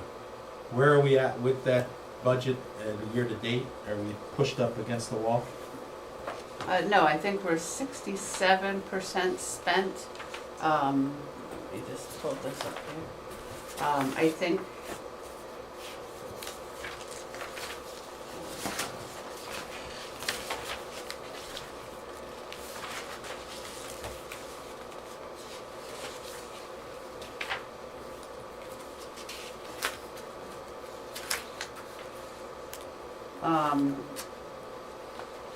I think that we're about 67% spent. We'd still have $10,000 left on the 35,000.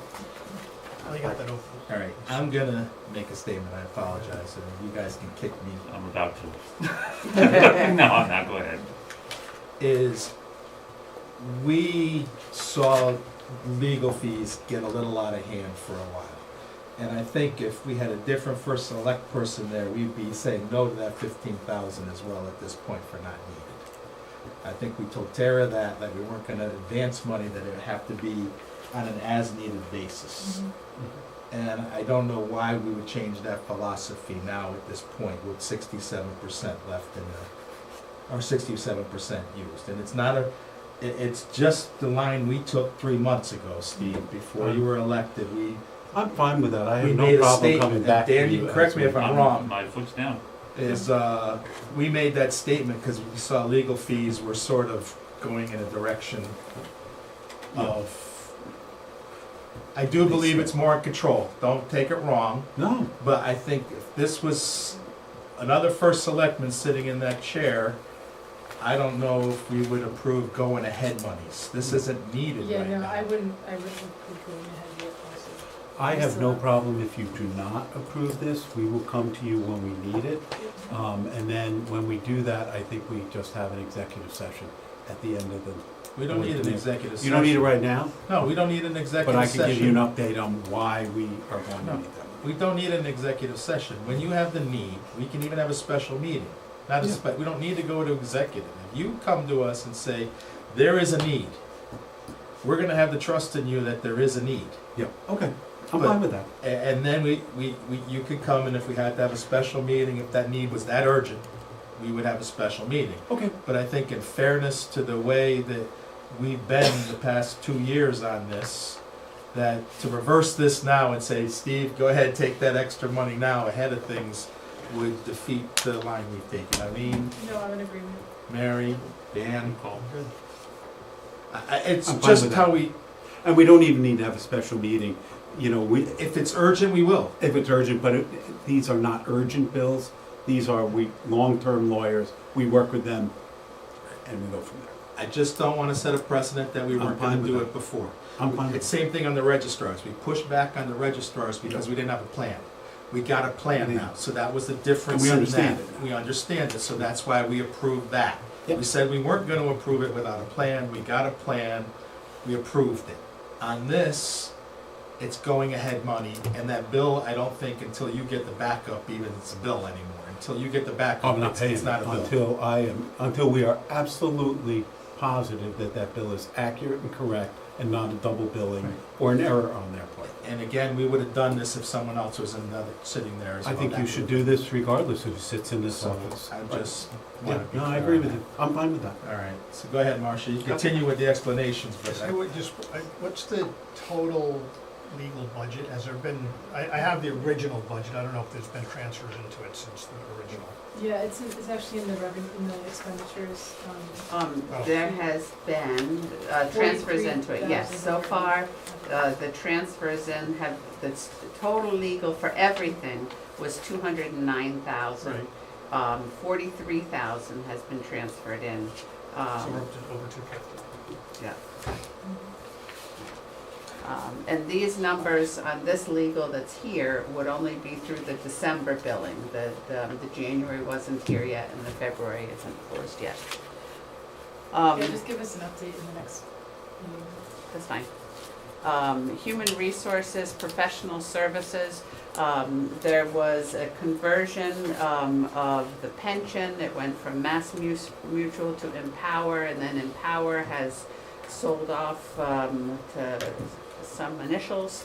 That, but in part of that, for quite some time, that if you look at it, and we were just talking about it earlier with Diane, that some people look at their pension on their online platform, and it looks like they're not getting anything. And the problem, Lisa Delp has been meeting with them weekly, and she has dug into that, and then a few other issues are with the dates that were in there.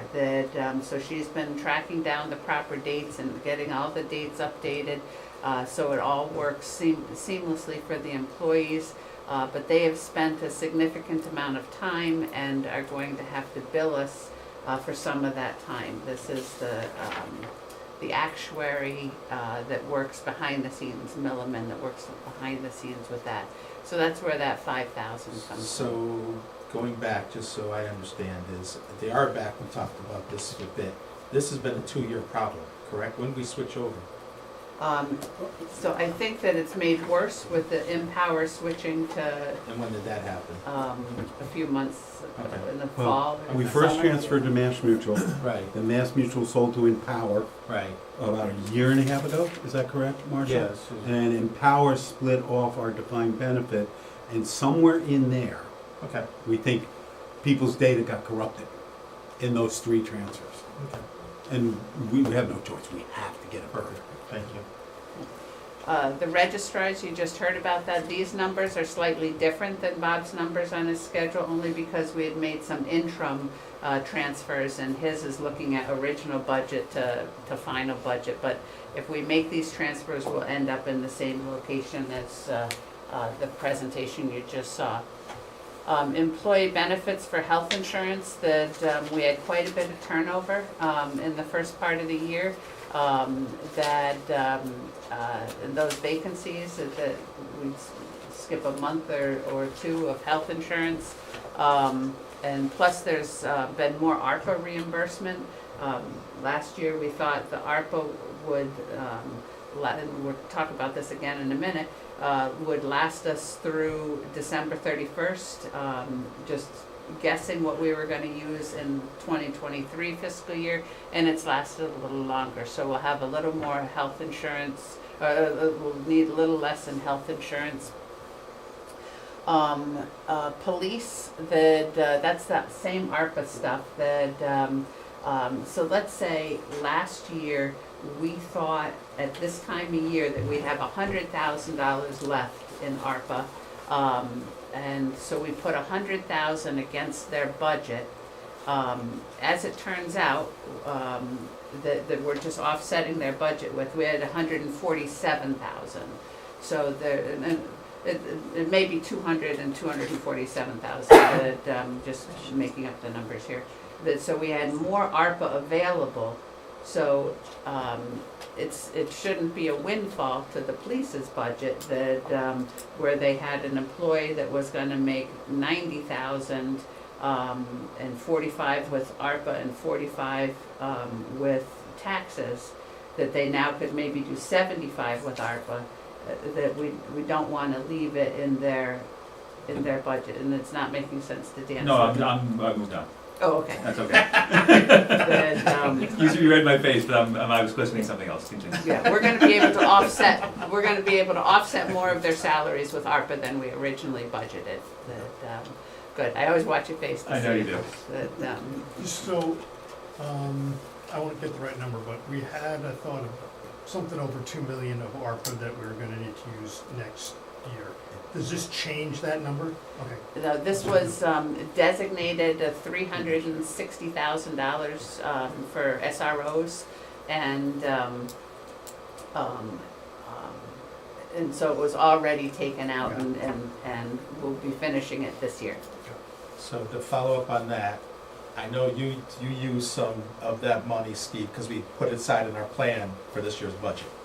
We used some of the ARPA money for We this have to year's use the budget. rest of the Rest of ARPA it. money. So that, but I think what we need is the buckets again. We got it? We got So In your again, what we books. have here at the revenue, so when we sit down as a group, Yep. You'll see.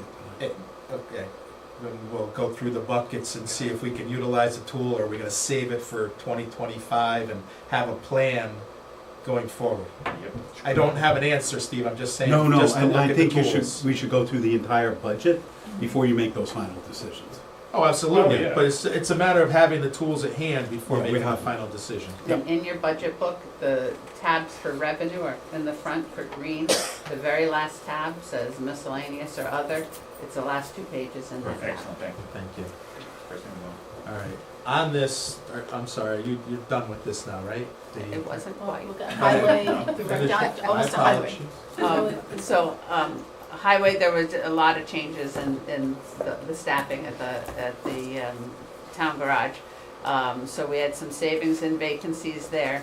Hydrants, every year they give us a budget indication letter, and last year the letter showed the rates going down. And they didn't go down, and so we talked to them and said, they don't match your budget indication letter, what's going on? They were sued, and so they haven't fixed, the they haven't changed the rates yet. When they do change them, they're not gonna change them retroactively, so we're gonna owe more in the hydrants. And then, this creates, we have the choices when we do the decreases. Do we just leave them in there and Steve and I know, oh, there's extra money there, or do we take them and sweep out all the extra money that we know about, and move it into contingency? And that's what we did, was anything that we knew about, we wanted to get on this piece of paper. Yeah, that makes complete sense. Again, just for transparency, because It's for you to perhaps- spend the contingency, you gotta come through us. Yes. And it's not a matter of saying no, it's a matter of transparency for everybody to see. Exactly. We had extra money, we moved it to contingency, Steve and the Board of Selectmen brought it to the Board of Finance, this Yep. is how we wanna spend it. Yep. And it's not a Exactly. no, it's just a matter of transparency and And controls. Yeah. Any questions on that? No, what I would suggest is we take out the changes that we asked for, and we can add it to an agenda item during our budget meetings, and just do the transfer at that point. We don't even have to have a special meeting. We can Yeah, just so add why it to don't an we agenda. update this for you? Update it to make Then you it, can have it, right, you can move the remaining into contingency with Right. the other legal or whatever you wanna move, so then we can move it out. At that Okay. point, we could still move the same amount of money, but put part of it to make the contingency higher. Mhm. And we can do that at one of our budget meetings if we just add it to the agenda, right? Yeah, There's just- nothing Yeah, that so says we it's on can't the do agenda, we business. can do it. And, Yeah, you just add an item, transfers. right, How much is left in contingency now? We haven't taken anything out of contingency, so it's got about 414 in it. but the schools are running. No, I know that. Is there a way, that's what I was making a face at before. Is there a way, so that we don't have to, we don't have to remember that it was added to it, that, to flag that this is extra contingency? Because I don't wanna, this is savings, and it should be, you know, contingency is there to be used as opposed to savings, which can be saved. And I wanna somehow bifurcate. So I'm not as thrilled with just moving savings to contingency. Makes Because sense.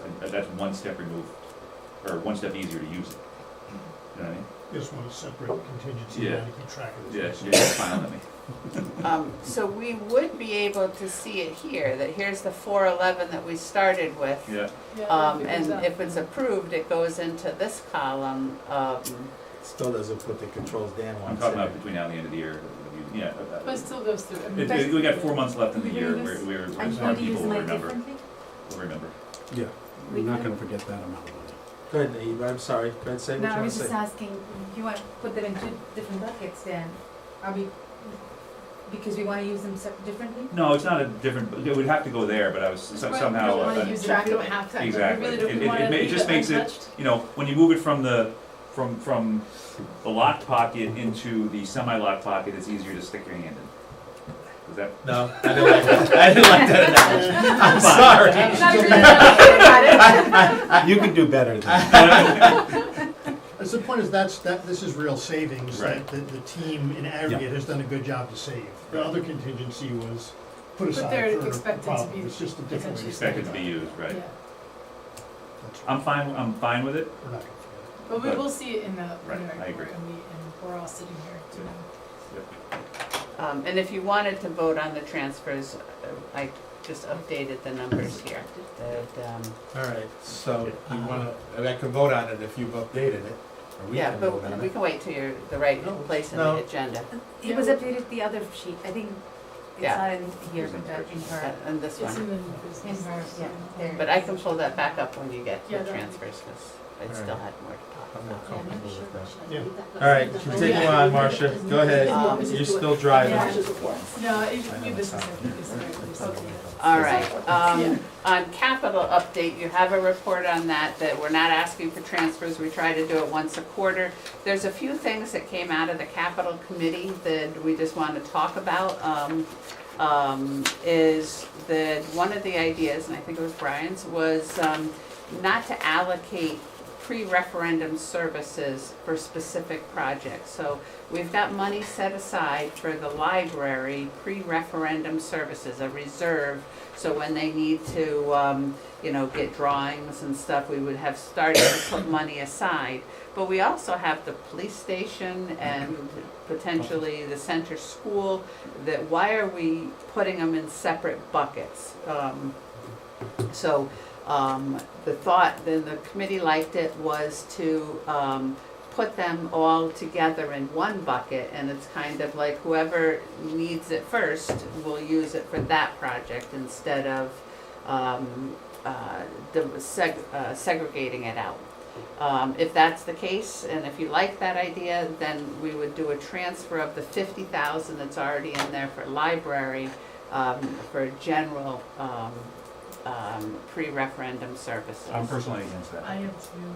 Okay. It was a big, go ahead. Yeah, it was a big fight and negotiation to get the money for the library, and I think Dedicated. it would be seen as being taken away, and I don't think that's the optics we want to provide. I completely agree with it. It was, we dedicated it for that specific purpose. It was sized, it was a big it was a big discussion and dedicated for that purpose. And if we move it over, it's gonna go someplace else. So this was a commitment we made to that. Going forward, we do this. I Maybe agree going with forward, that. This I is agree the with that. forward policy. I agree with that. You know, we did, Brian, we agreed to the library on that, and what we've really You don't held. have to convince me. No, Brian, I wanna explain. I'm never Yeah. gonna spend the No. 50K, so it's. I want to explain though, Brian, because you're part of the team, is what we've sort of done is we've held true to our word along the way. This board has really held true, right, wrong, or indifferent.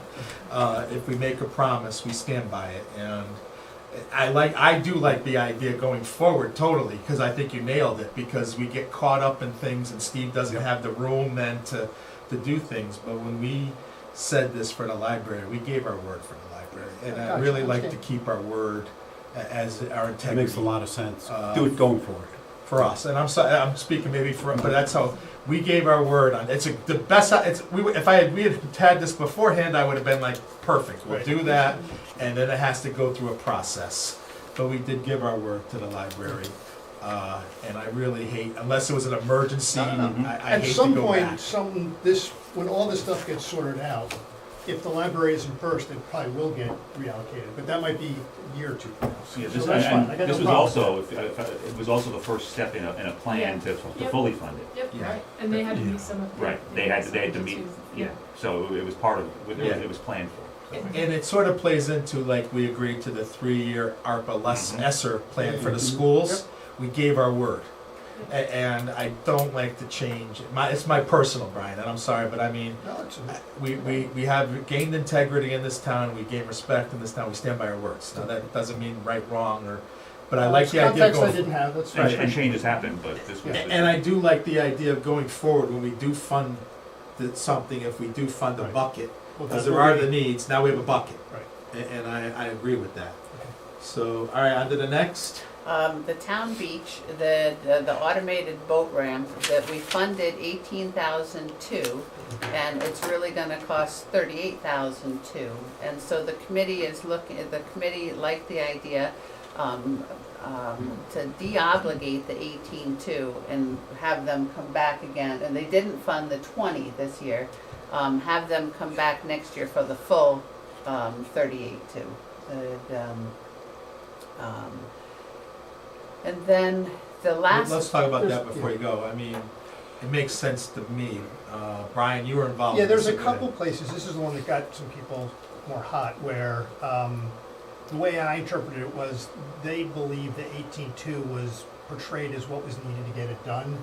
And then they're coming in now and saying it's almost double that, and so if the original number was not a very valid number, then come in and justify the project again. So my understanding from when this occurred was the original number, the 18.2, was to put the sliding fence in and the automation so people could buy their pass, use the fob, gate opens for 10 minutes, gate closes automatically. Right.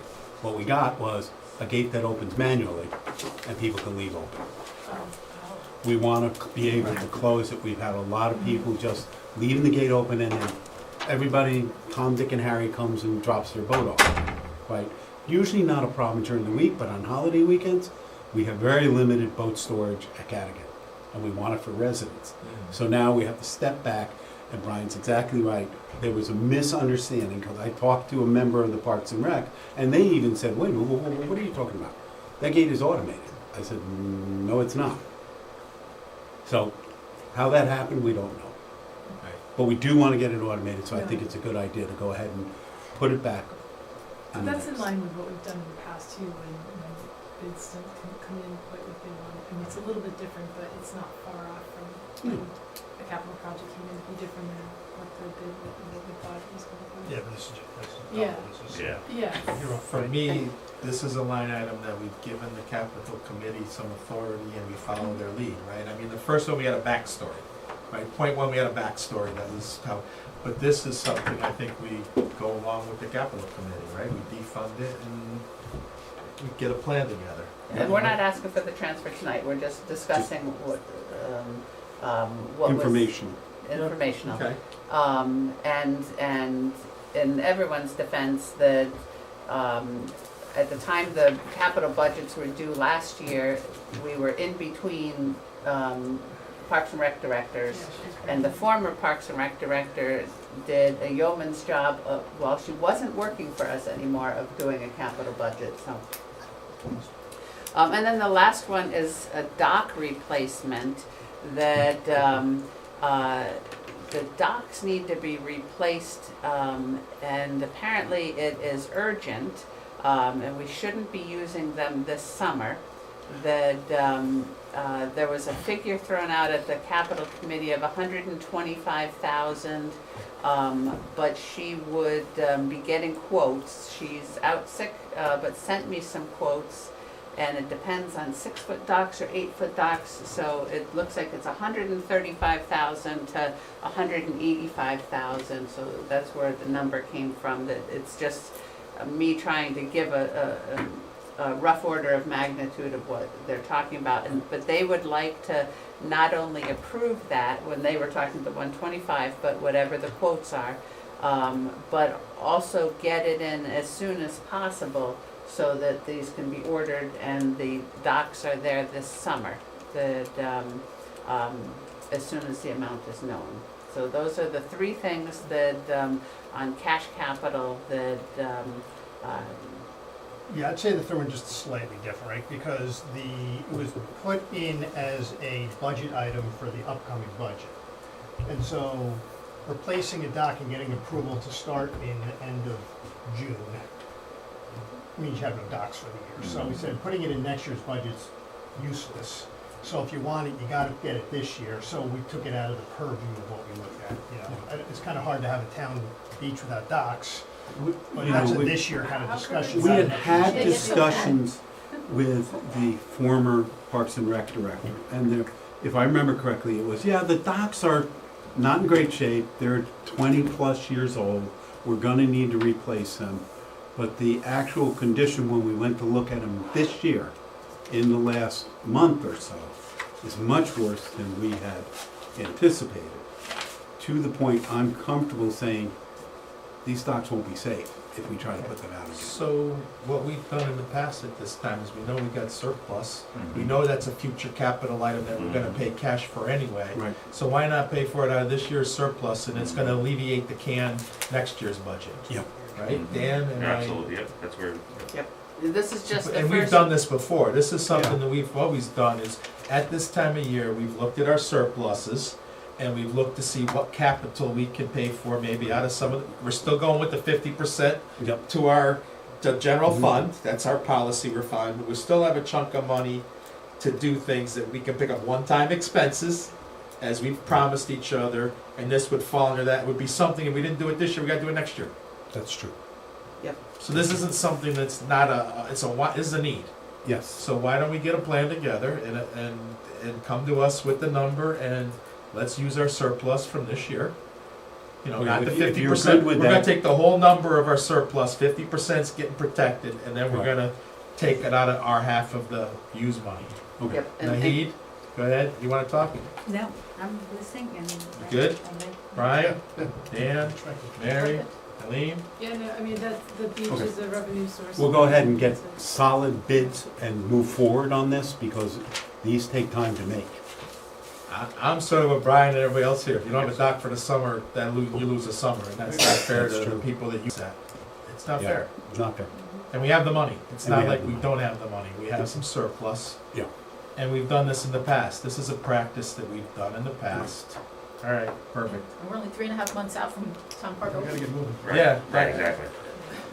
And we'll keep you up to date on exactly Yeah. where we are. Bonded, nothing exciting to talk about in the bonded capital, that, ARPA, that, we have to spend it by December 31st, 2024, and we've got the 2 million that's in the budget as revenue this year, and we've gotta use it all, and then in looking at the other projects that are in there, we've gotta make sure that they're, fully encumbered by December 31st, 2024. And most of them are actively moving or being spent. The only one that's not is this high school air handler for $90,000. And that is, needs more money, and there's more money in this budget. And what it was, and the prior town attorney, told us that we have to go to a town meeting to do a transfer. So what I'm wondering is, would it just be better to say this 90,000, we're gonna add it to cash capital this year, we're no longer gonna spend it out of ARPA, and we're gonna have another 90,000 of revenue. It's just reallocating the funding source for that. And then we don't have to worry about, oh, what if the specs don't come in, what if the bids don't come in, we Yeah. don't wanna lose that money. We don't wanna have a town meeting for just that money. We've never had to have a town meeting You know, it's a legal move. to transfer. We've been told up to $10 million of ARPA money we can claim back, correct? Yeah. So this is legally, you can do It's this. just, it's And this just money's been flipping the funding. appropriated already, Right. so it is eligible to be transferred Yeah, my opinion. without a town meeting. Transfer it in my opinion. and handle our business, that's all. Yep. Okay. I'm sorry, everybody else in agreement? Yep. Just transfer and handle business. Okay. Well, I don't understand though, the HS handler over library, what does that mean? High school rooftop. The It's, high school air handler over the library. Over that's high the school. project that we're talking about. Oh, They're gonna need more money for that? I They, thought you said high school. at the high Medical. school. HS. Yeah, BHS. High school, Yeah. yeah. All right, Police outside services, you've got a report on that, nothing significant in there, but the finance team has tried to commit to generating that report for them quarterly. Audit update, no issues, that it's out, it's done. There were no issues, no comments, no weaknesses, and no audit adjustments. Clean as a whistle. Any questions? Which for you board members who haven't been here before, it has not always been that way. it's been good the last 3 For the years. last And- several years it has, though. And 3 years. do you remember, Glenn, we had to apply to the state for extensions because it Yes. wasn't complete. Dan and Marcia have done a wonderful job. Yes, Marcia's done yes. So, appreciate it. No, we're good on that. Dan, you wanna add anything? The only thing on the audit, is that it's been, and we talked about, I think you mentioned it a few months ago, it's been years since things are going so well that we've actually gone through the financial statements of the audit with the board. And I think there's probably 3 board members who have never been through training or going through it, so I'd like to put some time on, Yep. maybe in April. Done. Maybe that's the right time to do it after, to walk through the audit and the commentary, and you and I can, I don't think we need Molly Sable here, I think. So we did one last month. Was that, we did? A month, a week. The one that I was in here? Yeah, Yeah. I can send it to you and you can see. We did do a lot. So Dan, you get your own all by yourself. So we Good, we knew you wanted that, It was like finance 101. good. and I can 2 send years it to you, ago, so. and you can see if that's what you wanted. Yeah. Okay. I'm really valuable. No, you're doing good, relax. Do we wanna do this maybe in a bigger room and redo it and invite people in? No? No. All right, Spent on it, huh? done is done. All right, moving forward. Brian, you wanna talk about the Yeah. capital?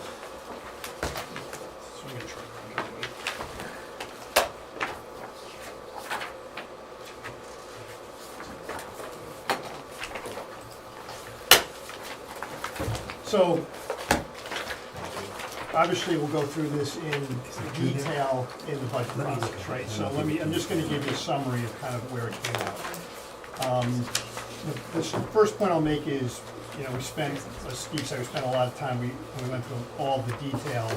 After we submitted it to Steve, he's made 3 small changes, which I'll talk to very quickly when I get to that. But because it's almost identical, I've tied this out to what Steve has submitted, because it's fundamentally the same thing that came out of the capital committee, okay? So let me just walk you through, just so you kind of have a feel for where we're at. The departments originally came in with a request for $12 million, kind of top left of the chart. Some of that is items that they knew that they really didn't need yet, but wanted to kind of give some visibility. Some of it they figured out how they didn't need before they even came in, but a lot of work to figure out how to lower that number down. So what came out of that meeting was, or the committee, the recommendation, again with these couple of small adjustments, was $6.4 million of total capital. So it took out, you know, $5.5 million out of 12. So it was a lot of reduction out of that number. And you can kind of see where it is by each of the key areas underneath. Within that, the financed amount is just a little under 2.8 million, which we had about $1 million this year, right? So it is a pretty big increase, and I'll talk to that in a second. The current, well, why don't I go kind of by column? So on the financed amount of the $2.8 million, it's really a couple things, a couple big dollar items. It's $2.2 million for the school roofs that need repair, and I think $500,000 for a tank removal, and then there's $500,000 for public work vehicles. So that's 2.7 of the 2.8. So this is gonna be a pretty straightforward discussion. It's a couple really big ticket items and then just a few small things. Not a lot of stuff. What was the third thing you said? Yeah, it's not on here. The school roof, the tank removal? And the public work vehicles are down here. Gotcha. Sorry, it's on the key uses thing. Oh, okay. Gotcha. Okay, sorry. So again, kind of 3 big kind of buckets and a couple very small things. From the amount that's current funded, the 2.6 million, it's really 2 things. It's $1.5 million of paving, which is flat year to year, and it's $1.1 million of reserves, mostly fire engine, ambulance, and the Cadigan. And then there's a little over $1 million, $1.05 million coming out of other sources. Now, when we left the capital committee, that was all in current funded because Steve was deciding how much we should be using excess 2023 revenue. That's fundamentally what the other sources. So Steve made the budget to have that be 1,050. So that's kind of almost everything else from a capital perspective. And that's down a significant amount year to year. This year's budget had roughly 2.5 million of that funded from excess revenue, and it's down to a little over $1 million. So much less being funded through excess revenue. And then in here, there's nothing being funded by grants. The streetscape project and the pickleball, because it was approved in the town meeting, is not even in any of this. So that's down obviously significantly year to year. So if you back out the grants, because we don't pay for that, the stuff the town would have to pay for, the stuff financed, current funded, or from excess revenue, is still up 8% year to year, a little under $500,000. And just for completeness, what came in after the capital committee meeting was money for the bonding cost, which we didn't know how much that would be, so that got added. And then this design reserve, this is the library thing we just talked about. So what we suggested is taking $50K for the library and adding $50K. We'll leave the $50K for the library, right? But we're gonna add $100K for a general reserve. So Steve just added. Gives the library a piece, a chunk of it too, right? Okay. Right, so instead of being 150 for general, it'll be 100. So that's really the only changes that were made from what otherwise, Clean. multiple changes that were accepted. So that's kind of the net of it. You can see how what the year-to-year changes are by each of the areas.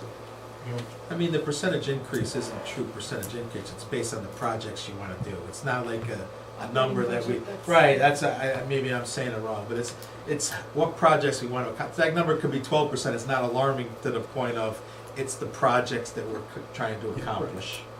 You know, I think that number, I don't wanna And lose it. we're right in line with the study for the schools to maintain the schools and keep them in good order, which I think is important.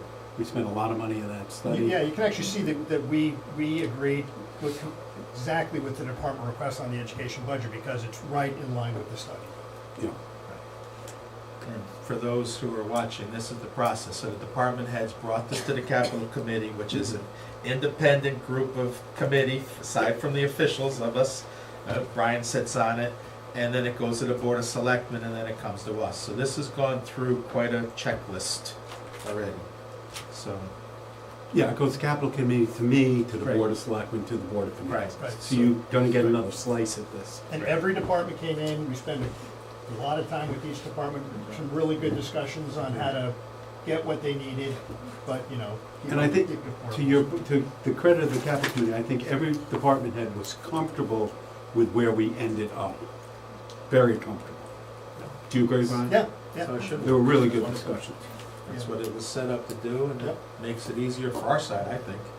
Right? I mean, when we're looking at these things. All right, any questions for Brian? Yeah, we'll go through more detail Yeah. in March. Yeah. Great. Everybody good? All right, old business, there is none. Transfers, Here's a new listing of transfers. so my motion's still the same. Just the Just check the number. numbers. No, there's no number, it's to the, Oh, To the so report. this will be the exhibit? this is the exhibit. You Yeah, get one. exactly. This is the notated exhibit. All right, so then I'll make a motion that we approve the interdepartment transfers for, this is the year-end ones, right? Marcia, no, wait. No, this is, I got the wrong motion here.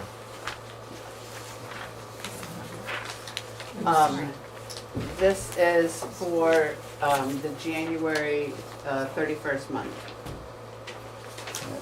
Some of these we had talked about, we usually do it quarterly, some Yeah. of them we talked about in the last meeting that we were still analyzing police, we were still analyzing registrars. This says year end, That's and just Oh. this says year-end. year end. Both of them say year-end. Well, Okay, so it is, because I copied it from one where I had year-end 23 and year-end 24. Okay, so they're not year-end, it's Go ahead, it's what? It is interdepartment transfers through January for the year end 2024. I'll fix that for next time.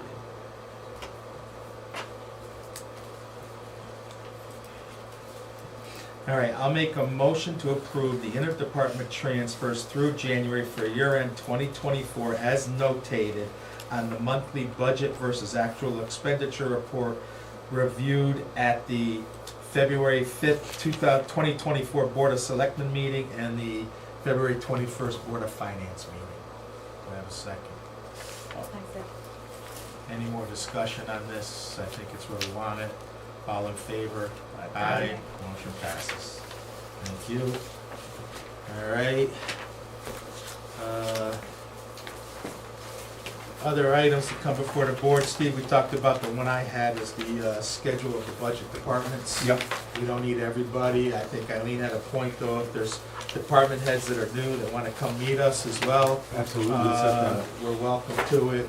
Like, we want to keep it to 20 minutes per department as a general rule. However, we can go over a little bit. It's not like a hard stop if we're in a discussion. Yeah, you know, the center fire will be a longer discussion because of all the changes to EMS. Police might be a little longer discussion. Everybody else is pretty, you've seen the budget. Then you can put them to a half hour if you think it makes more sense for them to Yeah. have a little bit longer time. Do you want them to use that same PowerPoint that? I'd like to keep it where there's not a lot of slides. I'll be honest with you, come with your what you need, and I think we all know what they do for this town. They provide a great service. You can give them one slide for their, you know, to explain themselves. But We don't need 20, I'm sorry. I mean, We did no slides to capital, we did best decision. I know, but this is more, the town's I gonna know, I watch get this, that. it's for I don't know, more. I don't know, the highway department pictures a couple of years ago with the holes in the floor of the truck, those were good visuals. Anything else we wanna talk about? So we're gonna do the schedule like we talked about, we have the dates, let's get a schedule out. We're gonna meet after Steve will present us with the budget, then we'll have our Yep. questions. I think that's it. Again, any questions you have, just shoot them to me, and I'll respond to everyone. Then, without any more public comment, I don't see anybody here, I'll make a motion to adjourn, do I have a second? Second. All in favor? Aye. Have a good night, everybody. Thank you, guys.